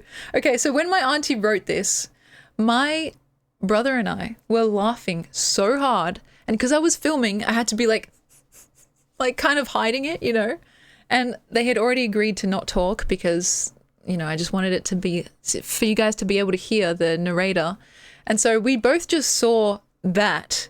And we were just like, oh my God, she literally just put in the actual thing. She literally just put monkey. So anyway, hopefully you guys heard the way the guy was talking.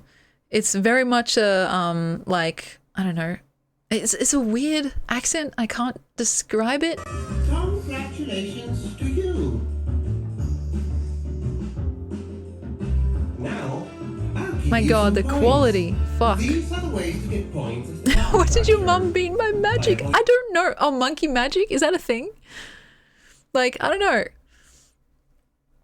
So yeah, guess the word. I think my version is like a mix between that guy from this game and like what I imagine, like, you know, the people in Middle Earth, specifically Gondor, to sound like behind closed doors. Was this filmed with a Motorola flip phone? You'd think, right? That is horrendous quality. What the fuck? It was filmed with my fucking iPhone. I think it's an iPhone 12. How many iPhones are there now? So I don't know why it's just done this, but Protection. And by guessing the secret word, The secret word. As for the party people, What, there's 17? Oh my god. Oh, that's crazy. There's 17. Okay, good to know. And look at that. Just like what we're talking about.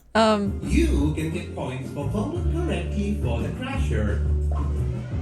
On top of that, This is the demo, right? And this game essentially has like I think 5 rounds. So, yeah. Guess the word. My god. It sounds so unique. Oh gosh. iPhone 12 is from 2020. It's not really 6 yet, but it's more than 5 years old. Oh, interesting. Okay, that's not that bad, right? Like, before this current setup, I had my laptop for like 5 or 6 years as well, and it still works, you know, it's just kind of getting on. And I also, yeah, my previous like devices, I basically use them until they fucking disintegrate. And that applies to a lot of my belongings. It's just my preference. It's not like, oh, look at me, I'm so good like with the environment and stuff. It's, of course I care about the environment, but it's also because like I like my stuff and I want to use it often. And I don't like getting a replacement unless I absolutely have to. So it kind of works out. And yes, it is less wasteful too, which is a plus. And so this is a relatively new setup because I kind of lucked into it, right? So bits and pieces of this were like kind of collected over time and very graciously given to me for free, essentially.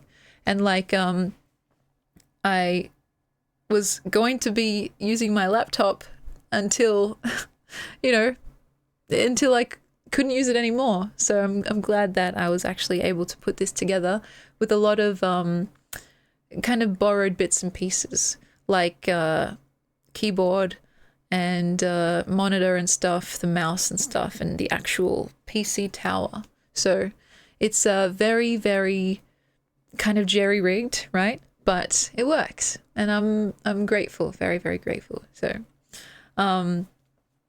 yeah, I know like the production quality is kind of a meme around here, but I guess if you compare it to like the very first streams and stuff like that, yeah, we're making progress slowly but surely. It's a baby steps type beat situation. So. Yeah. And yes, I do like Jackbox, or as we say, Jackbox, because I can never pronounce it right. I don't know how bad the production quality is, but people always meme on me for it. They always say, Emmy, your camera's so bad, you know, like, or maybe that was just from the maid stream, I don't know, but yeah. It's something I've said before, it's almost definitely human error rather than hardware error. I've got a good camera and my setup should be able to handle like a pretty decent output.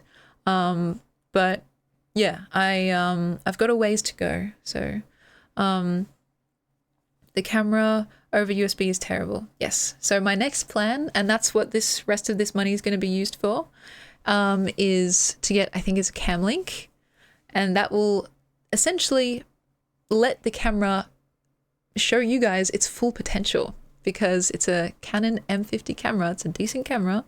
And so I don't even need to necessarily upgrade. I just need to like fine tune or like, yeah, give it the best shot. So the next maid stream, do not get me started. Do not get me started.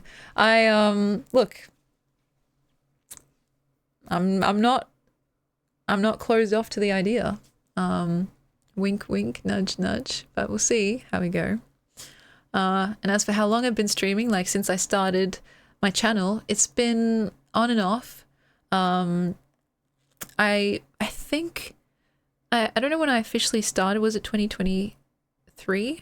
2024, 2025? I think 2023. And so, yeah, it's been a few years with breaks in between. So I don't know how you would count that, but yeah. Yeah. I'm very grateful to be here nonetheless. So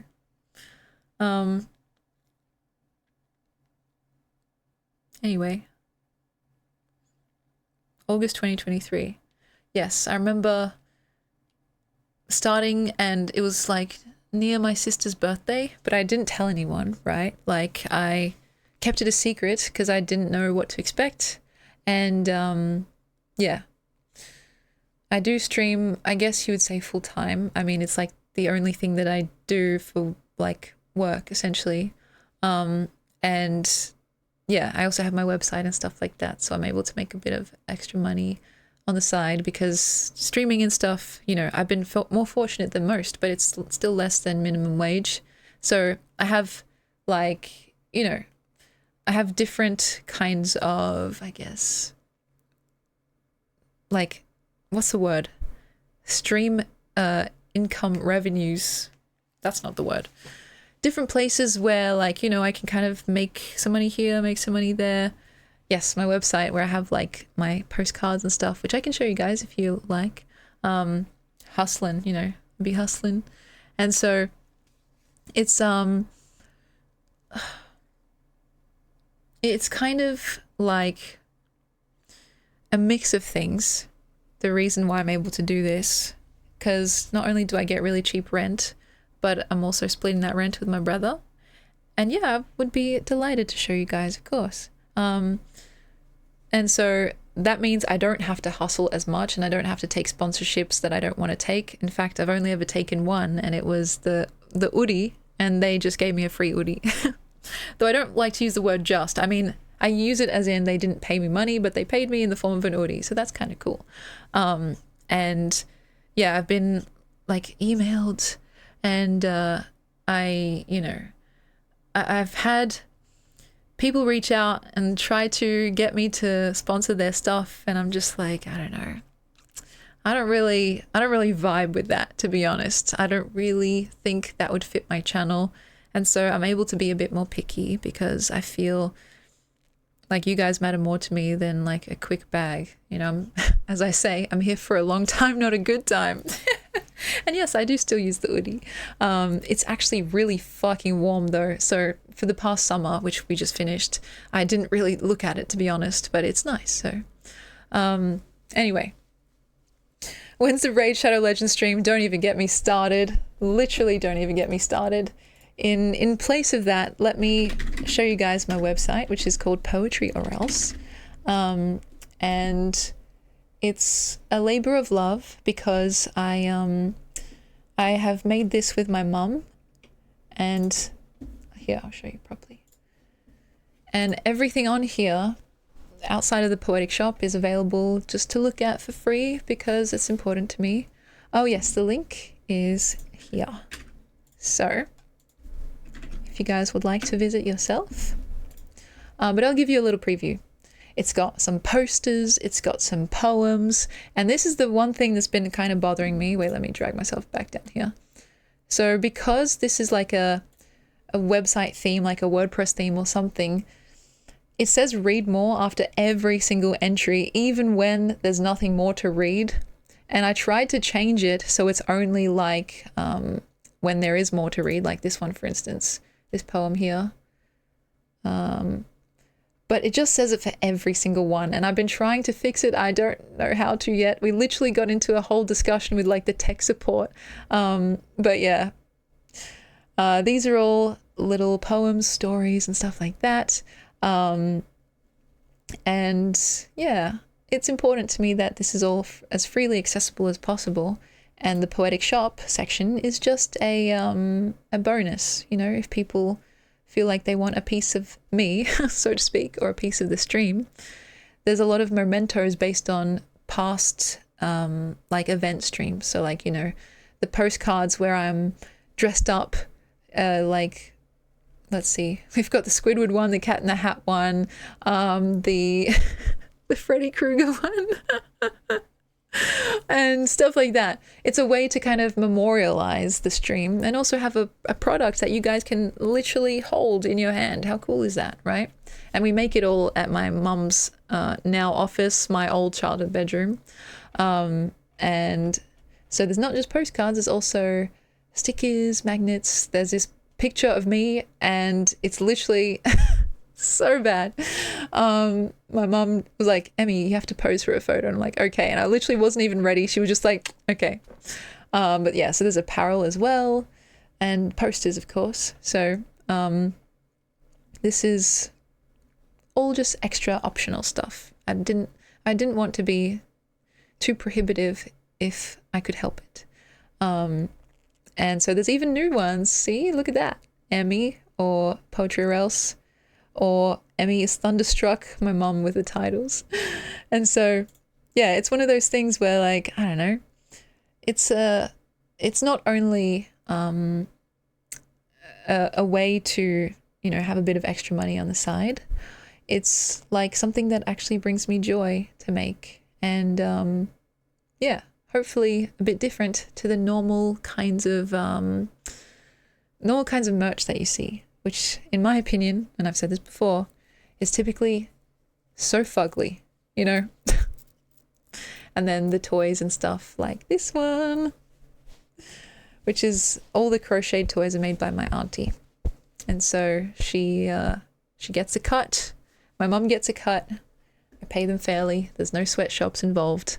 We actually hand make each of these things except for the mug, of course. Yeah, there's like some cute little critters. There's a Pat Thick being made, by the way, as well, like in the works. It is a blue Patrick. Yeah, that's exactly right. And so, yeah, I like the spiral. That's kind of, I thought it was pretty simple, but I don't know, sometimes simple kind of works. Poetry or Else with a cherry. And yeah, you know, what picture do I get on the postcard? I guess it depends which one you click on, my man. Like, you know, if you want me as Marge, which, you know, that whatever floats your boat, or if you want something that looks a bit cooler. In my opinion, you know, I'm trying to make something that people actually would like to look at instead of, you know, merch that people just buy because they want to support you, but they secretly think it's kind of fugly. You know what I mean? So yeah, more money now. My eye was genuinely red and I took a photo and I was like, this is interesting. So yeah. It's Patrick with a booty. We call him Pat Thick. Exactly. Yeah, I should show this side. Oh. And so he's my buddy. And you can get your own as well. And this is all in AUD. So if you're like international, if you're from the US, hopefully, you know, that kind of puts your mind a bit more at ease, because it's what is it now? I don't know the exact conversion rate, but yeah, it's not cheap, essentially. And yeah, I know this is too hot to handle. I know. Look at that, guys. Like, just makes you want to bite into it, right? But anyway, there's also hoodies, which I love my hoodie. It's actually so nice. I love it. And what else? That's basically it. There's the green alien postcard. This guy is out of this world. And yeah, we're trying to add to it when we can. It's a collaborative effort. And I do wear my own merch. I know that sounds so like wankerish, but I genuinely like it, and I wouldn't put it up there if I like couldn't see myself like liking or wearing or appreciating that stuff. So I will say though, I recognize that a lot of that stuff is you know, not necessary to one's life. It's not like food or water. And so it's kind of like, you know, I try to tell people, if you really like one of the posters and you can't afford it necessarily, I mean, this stuff is already up there for free. Just fucking Control-C, Control-V type B to like literally just drag it into a new tab and there's your poster printed out on your own, you know? Like, I recognize that it's sometimes not within someone's means, and I don't want to restrict that. Oh wow, that was loud. Yeah, you wouldn't download a poster. Actually, I would. And if it's one of the posters that I haven't put up there yet, because I haven't uploaded in a while, like, you know, if it's like, oh my gosh, Emmy, that one poster, I really, really, really, really, really, really want it, but I can't afford it. Could you please work something out? Like, I'll be like, sure, here's the fucking file, dude. You know what I mean? It's like, it's something that I am glad I have the opportunity to do if I ever had to, because we make all this stuff on our own. And I'm like, I'm not beholden to like some CEO that's looming over me like, you did what?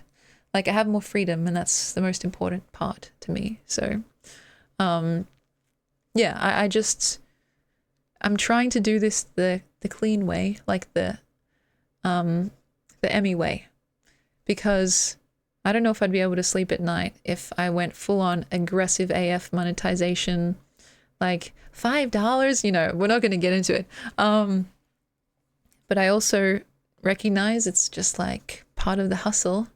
And so I'm like, where's the intersection between selling oneself almost as a brand, which is kind of horrifying to think about, but also like making art that hopefully people can enjoy. And this was kind of the best thing that I could think of, to be honest. Yeah,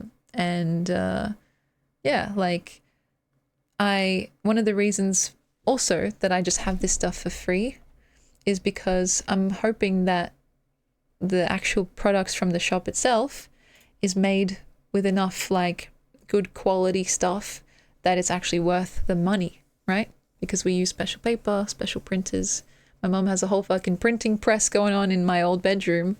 And yeah, you know, obviously we've touched it, we've written stuff on it, like it's gone through us, and it's not something that's like been drop shipped and like, you know, done by undervalued and overworked people in third world countries. There's no drop shipping, no. There's one exception, and maybe I should ask my mom about how they actually do this. But the mug, we don't have the knowledge or the capacity, at least currently, to print on ceramic mugs, so we get that done for us. But yeah, everything else we do ourselves, even like the t-shirts with stuff printed on it, like we do that. We start with a t-shirt that we go to fucking like, you know, a clothes store and buy the shirt plain, and then we come home, and this is my handwriting, by the way, and we print it on, right? So yeah, I feel proud of this stuff, as opposed to like I was saying in, you know, some stream in the past, rather than just like slapping my logo on something and like sending it off like, all right, that's done. Like, I wanted this to be something that actually showcases the philosophies and stuff that I talk about, the pleasure in making stuff and sharing it. And so yeah, do sleep well at night. It's fair to make money. Thank you, Travelmite, and welcome in. And I agree. I think there's ways to do it in like a non-compromising of one's values way. So, yeah, I don't know. There's probably other things I could do better, or other things that I could like employ more effectively. But this has worked so far. And, you know, it ain't much, but it's honest work. I didn't find anything in purgatory. Exactly. What's behind that? It's not always like this, tease. Oh, good question. So, okay, we need to get into this. There are times where the stream ends up places that I really did not expect. And, you know, sometimes we'll be talking about something and then all of a sudden, like, I'm in a maid outfit, trying to make sure that, you know, I don't accidentally flash the camera. And that's when the phrase comes out. It's not always like this, but it's kind of become a meme because we've had so many of those moments where I'm just like, holy shit, how did I get here? Like, how am I discussing my high school sans/reader fan fiction live for people to hopefully enjoy? How did we get here? And so there's a command, and it's the acronym of "it's not always like this." Is that right? And it hasn't been like this 84 times. And as for what piece I'm most proud of, oh, that's a beautiful question. Let me think. Do you mean from my store or just from my like collection of made things in general, like poems? I think, If I had to choose, or both, okay. From the store, let me show you guys again. It's always changing, and I think that's the cop-out answer, but also the true answer. I mean, it's hard not to just pick Pat Thik because he's so iconic, right? And for the apparel, my Emmy hoodie, I literally wear that all the time. I've got it in black. And I'm like, damn, I feel like such a wanker. I'm wearing my own name across my own chest. And I literally love it because it's so comfy. And I got like an oversized one. And so I literally, when it's like winter, like colder weather, I go out in public and I'm just like looking around thinking, I wonder if people are thinking, what's that? Emmy? What's that? So yeah, literally guerrilla marketing techniques. And I should also say all of the stuff with handwritten stuff is my handwriting. Like it's my actual handwriting. As for how we do it, that's a wonderful question too. My mum is basically the brains behind the whole operation. She's a retired graphic designer, and she also learned, just because she like is a creative soul, how to print on fabric and stuff. So she has a very specific printer, which looks kind of weird. It almost looks like a waffle maker. A sweatshop operator. She's literally a one-woman sweatshop, and so that's why, guys, I do pay her. I pay her well. I don't undersell her, and we have a joint account, so I'm just like, take however much money you want out of the account. I don't care. You deserve it, right? And so, yeah, she's like been incredibly instrumental to this, and as has my auntie been too. So like, yeah, there's a plastic thingy, and then there's like, you print out the text that you want to put on, and then somehow it like heats up, and then the plastic kind of melts. Yeah, you kind of iron it on. That's right. And so that's what we do. And then for the posters, my mom has special printing paper, and then we laminate it. Oh, and also for the postcards, we do a very funny and kind of cool thing that I didn't know actually worked. We laminate it on one side only. I don't have one here. I usually do. But like, so you can actually use the postcards as real postcards. It's not just art, but you can just keep it as art if you want. But like for this one, for example, the green alien man, if it'll load. So this is the front, which looks terrifying. This guy's out of this world. I always love, because like my mom sometimes has an idea for a caption, and for some reason it always just feels like, I don't know, only something a mom could come up with. And I'm like, perfect. And then the back is typically blank unless, you know, people say they'd like a little message from me. Make that your brother's contact photo. I so fucking should. But it's like, yeah, so we laminate the front so it doesn't get damaged, or you can mitigate the amount of damage, water damage, you know, wear and tear. And then we actually keep the back like unlaminated so you can actually use it. And if you wanted to, you could send it out as a genuine postcard. And I think that's kind of cool, right? So, yeah. What else? The stickers are cool as well. There's some of my posters in miniature. And there's also one of the doodle bobs of Emmy in the hat. And then just the poetry or else, which is also in my handwriting too. So, yeah, it's literally like a collection of things that brings me joy to make and share. And, yeah, I want to keep adding to it, but you'd be surprised how long the process takes, even if you have like, oh, we'll do that in a sec, Alevra. You'll have to tell me what you want me to draw. Even if you have all the stuff done, like, you know, let's say it's a t-shirt or whatever, to actually put it onto the store, there's a whole lot of back-end stuff to actually fill out, almost like, yeah, I don't know, inventory related stuff. And it's kind of like invisible work, right? That for someone like me, who's totally a tech kind of boomy tings person, it's hard. And it takes me, I think, probably longer than the average person because I don't know what the fuck I'm doing. So, and yes, there's a bunch of freebies with each thing because I'm like, well, you know, people are doing me a kindness and going out of their way to support me, so I do what I can. Now this magnet is also outdated, so I'll have to take that down, but yeah.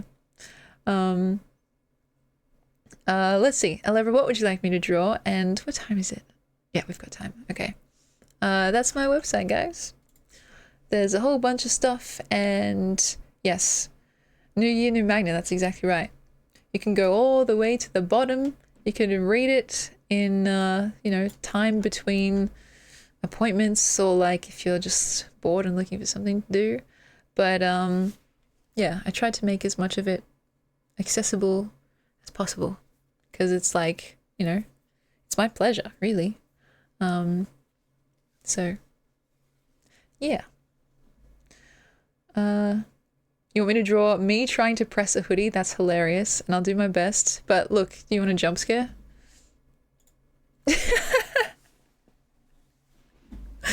The previous one. All right, I'm gonna slide over. I'll do my best. This is going to be way worse because I was actually before, I know this is horrible, but I was actually looking at the picture. So now just going based on my own imagination, this is going to be rough. Okay, so oops, that's pink. Let's start with let's start with me standing there. Okay, and I don't know, how detailed should I go?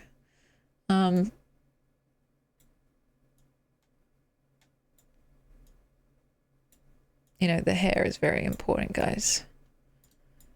I don't even really have a fringe right now. That's how grown out my hair is. No detail. No detail at all. Okay, ready? This is me, guys. And I'm locked TF in. You can tell because I've gone quiet. I don't know why I'm making that face.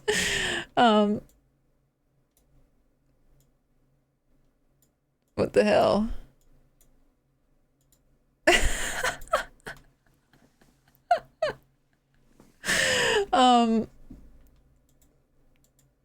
I don't know how I feel about that. Now just give me a little... I can try and draw what I'm wearing right now. Crop top and like harem pants. So... Wait, how do I do this? This is gonna go horribly wrong. My arms need to be out because I'm doing the hoodie, so... I don't know. How do arms look?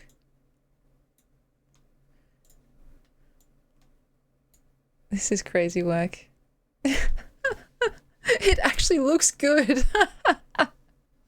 Guys, you don't have to spare my feelings. Wait, I have 3 joints here where there should be 2. That's not right, surely. No, it's more like this, isn't it? If I'm turned. It looks like the Yippee pic. Aww. Do you mean like the autism creature? I love that guy. Okay, if I'm turned to the side, is that kind of more right? I love the autism creature. Okay. I'm meant to be turned to the side, but I don't know if that actually came across, so...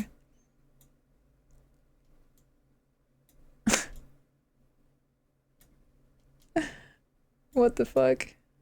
Feet? Free feet, guys. Wow. Now, something's off here.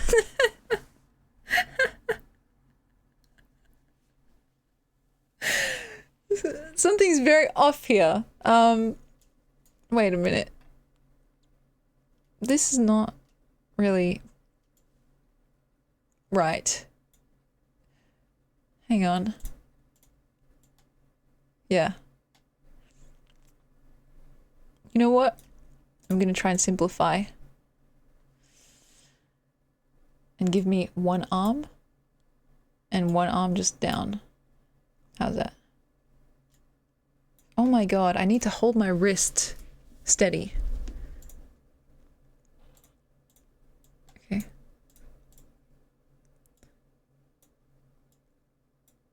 Yeah, one-armed hoodie press, okay? And it's a crop top, so there we go. Okay. Okay. We had some mistakes, but you know, that's why you gotta power through.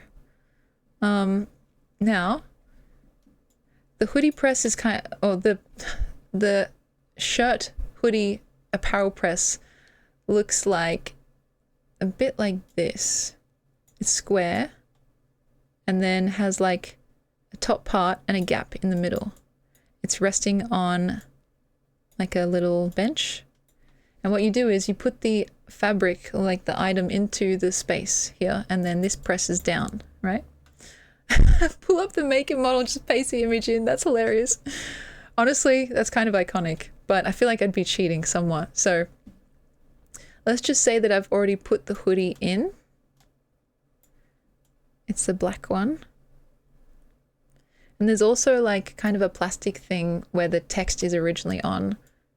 It's like, it's so thin you couldn't really even see it, but just to explain it. And yeah, then you just wait for a second. It doesn't really sizzle, but it does get kind of warm.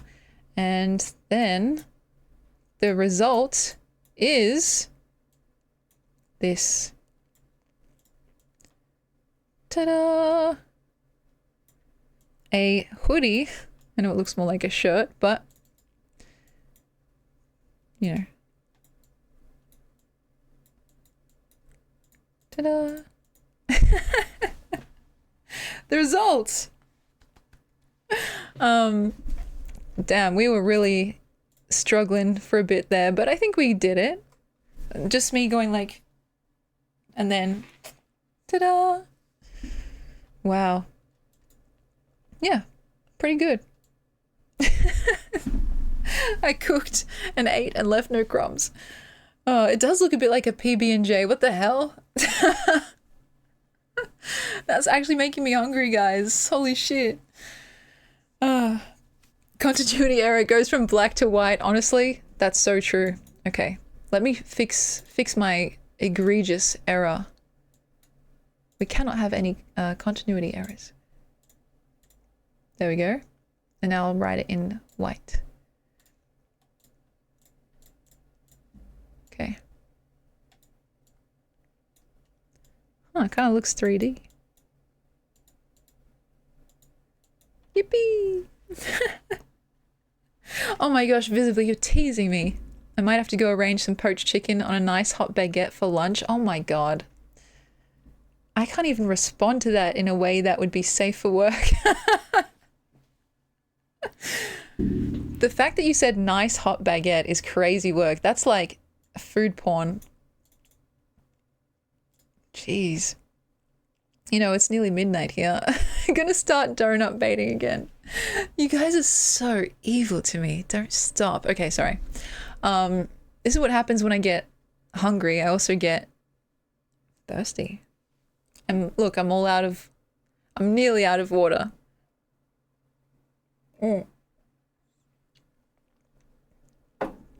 Don't tempt me. I don't even know what the hell I'm gonna make. Probably ramen, to be honest.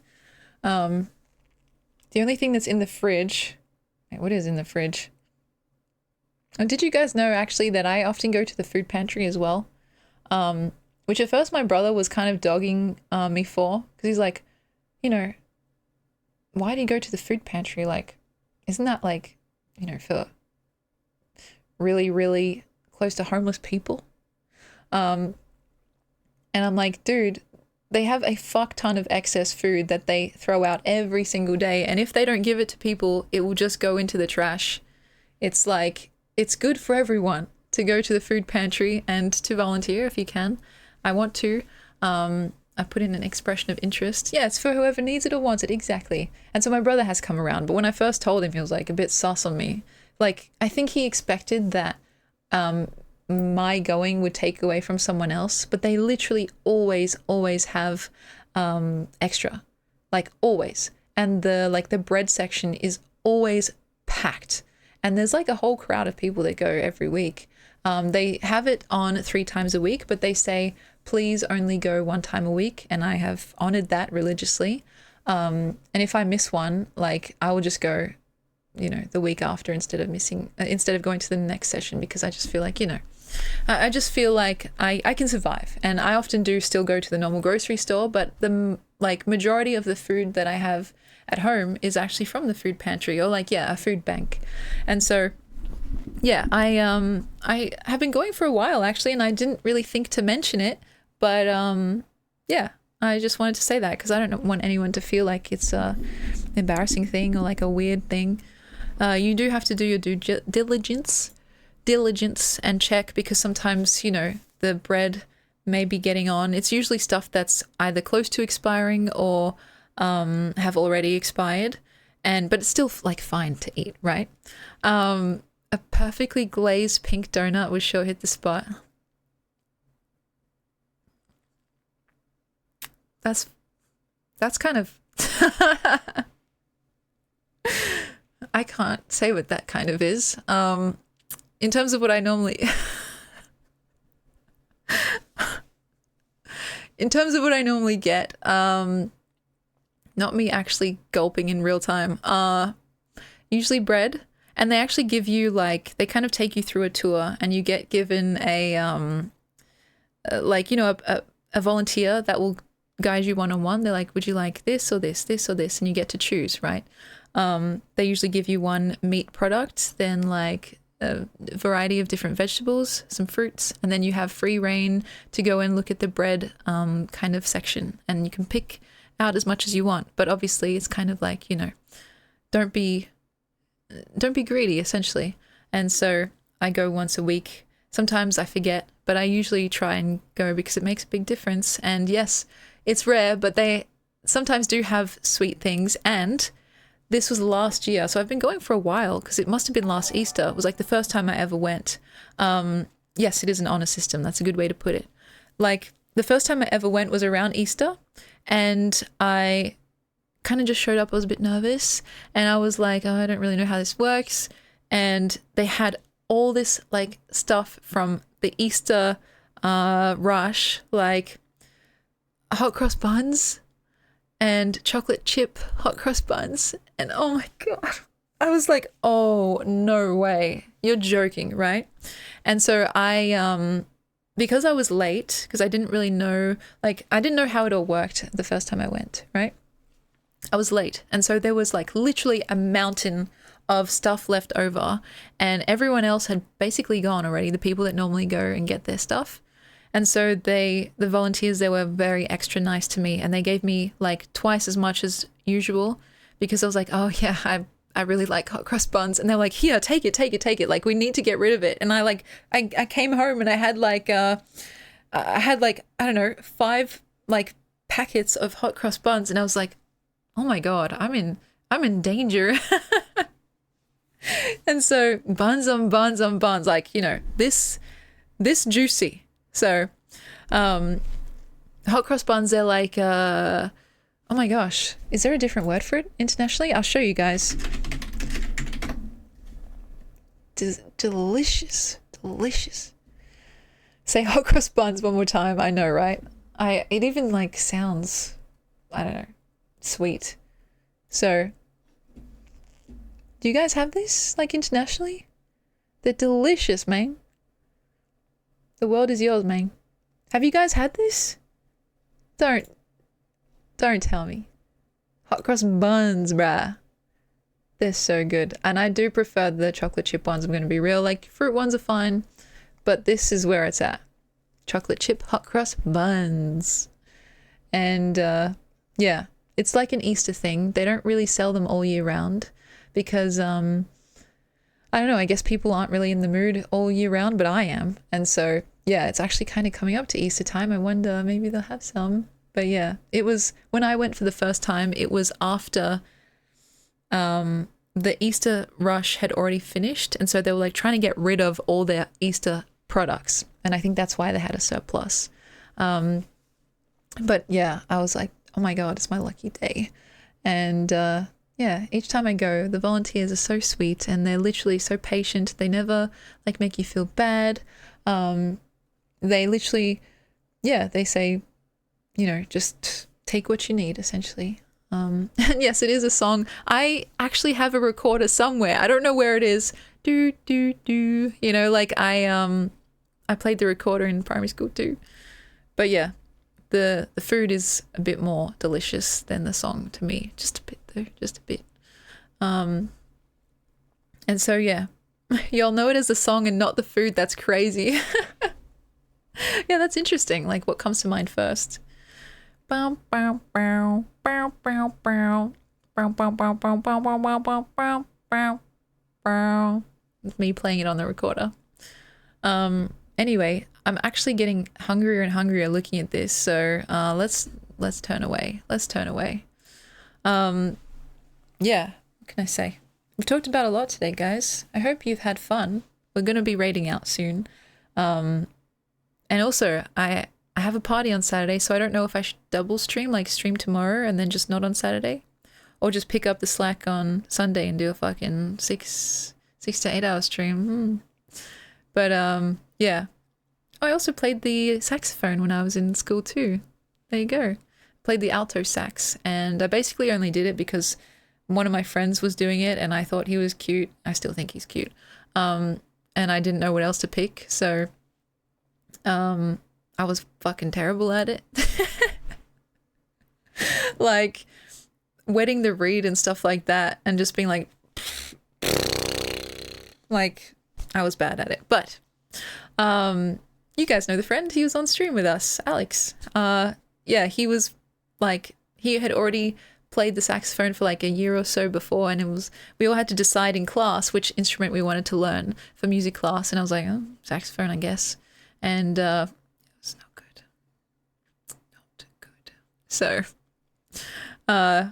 anyway, yeah, we'll see how we go with the rest of the streaming schedule for this week. I've got a pirate party, so wait, Church of Discount Dan, your name's Alex? I know a lot of Alexes, and it's kind of crazy because honestly I love each and every one of them, and it's weird. There are some names that like every single person that has that name that like I've ever met has been similar to each other, which I know is a big generalization, but yeah, like Harrys. I've met a bunch of Harrys that are beautiful individuals, a bunch of Daniels. What else? Like, I don't know, for some reason it's like interesting. I don't know what to say about Emmys, but yeah. I know in real life I know about 5 Alexes, so yeah. Cody, you're the only Cody that I know, actually, so there you go. Ben, I've met a few Bens, probably 1 or 2, so pretty unique. I know it's like a popular name, but I don't know, maybe the Bens avoid me because I haven't met that many despite the popularity. And always, like when I was in high school and stuff, like I was always one of 2, 3 like Emily's in a class, because you know my actual full name is Emily, and so we were always like called by our nicknames or by our first initial of our like surname and stuff. I hate it when I meet girl Alexes that are way cuter than me. That's hilarious, because yeah, as a unisex name, sometimes it would happen, right? Like that you meet the like other gender or like different gender to you with the same name, and you're just like, now we must fight to the death, unfortunately. So I knew an Emily in primary school. She was nice. Oh, that's good. I'm glad. All the Emmys I know in America are very preppy. Yeah, it's kind of a preppy name. It's been an interesting transition because throughout most of my young life, I was called just Emily. I went to school and then got called like Emily, first initial of my surname, because I was always one of a few. And then I started streaming, and obviously my username is Emmy, so that's what people call me. And then like my actual name kind of, I don't hear it that much anymore. And it's like, anymore. That's how anymore I don't hear it. And like, it's kind of interesting because now when I hear it, I think, oh shit, I might be in trouble. Or like, I have to remember that, oh, actually, yeah, that's my name. So, and I don't mind, actually. I used to feel that way about Emmy. Yeah, my family actually calls me Emmy as well, because that's in part why I chose my username, because only the closest people in my life called me Emmy and everyone else called me Emily. And so I thought, well, I want to, offer up as a token of closeness, like a name that is more, I guess, intimate, right? And now because everyone calls me it. It's just like my name, right? And you guys can literally call me whatever you like. I actually kind of get a kick out of it when people call me Emmy Cherry or just Cherry, because it's still got that novelty to me. And one time my IRL friend, whose name, can I say it? Yeah, I can say it. His name is actually Alex as well, and it's a different Alex to the one that you guys know, was like, we were just texting and like, as friends, like we weren't talking about anything to do with stream or anything. And then he was just like, all right, see you, Emmy Cherry. And I was just like, whoa, what the hell? It's almost like, I don't know. How can I explain it? Like if a movie actor was called by their character's name instead of their actual actor's name. Not that Emmy Cherry is a character, but the name itself feels a bit formal. I don't know. It's hard to explain. Maybe I need more time to think about it, but yeah, I imagine if I said your guys' full names, maybe it would feel weird too. Cody Cameron 82, Visibly Upset 1, Benaga Benjamin, did I get it right? The Church of Discount Dan, 4 Levra or Alevra, Panda Sky. You know, it's like, oh, okay, well, I guess we're on a full name basis. Is that good or bad? You decide. But yeah. I literally don't mind what people call me. I have a poem about that, actually. So maybe that's what we can finish today's stream on before we raid out. Here it is. Nope. It's at the top. It's called AKA/nameless. And hopefully it loads. Let's zoom in. This is one we worked on together because I had it in my notes for so long, but I just didn't have, like, it didn't feel done. And then I can't remember what, like, happened, but I showed it on stream and we figured it out together. So I've talked about my name so much in Icebreakers that it's starting to dissolve. I think I'd respond to any name if you addressed me adoringly enough. I used to work casually at a shoe store that required us to wear name tags. They never printed one for me. And that's true. By the way, I did work at a shoe store and they didn't print me a name tag. And I used to wear like whichever coworker was not currently working, I just wear their name tag. So sometimes I would be Samantha and sometimes I would be Chris, you know, and it was like kind of fun because people would look at my name tag and be like, hang on. I didn't print them anymore. Exactly. And that line about responding to any name if being addressed adoringly enough, I think is true and says a lot about me in the sense that it's like, damn, you know, I am pretty like down for anything, but yeah, there's a certain register I think that I respond to the most. So anyway, oh my God, the ads are starting in 30 seconds. Let's try and find someone so you guys don't have to watch ads. Let's see, I'm just going to pick the first name that I recognize well enough. Thick Mommy. Oh my God, it's been a while. Let's see Thick Mommy, what Thick Mommy's up to. And I don't know if they even remember me. They're not even following me. But that's cool. A bit of variety.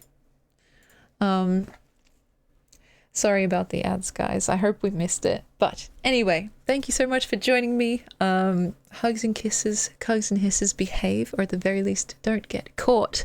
I'll see you guys in the next stream, which I'm still not sure about when it will be. But I'll keep you guys updated no matter what. So,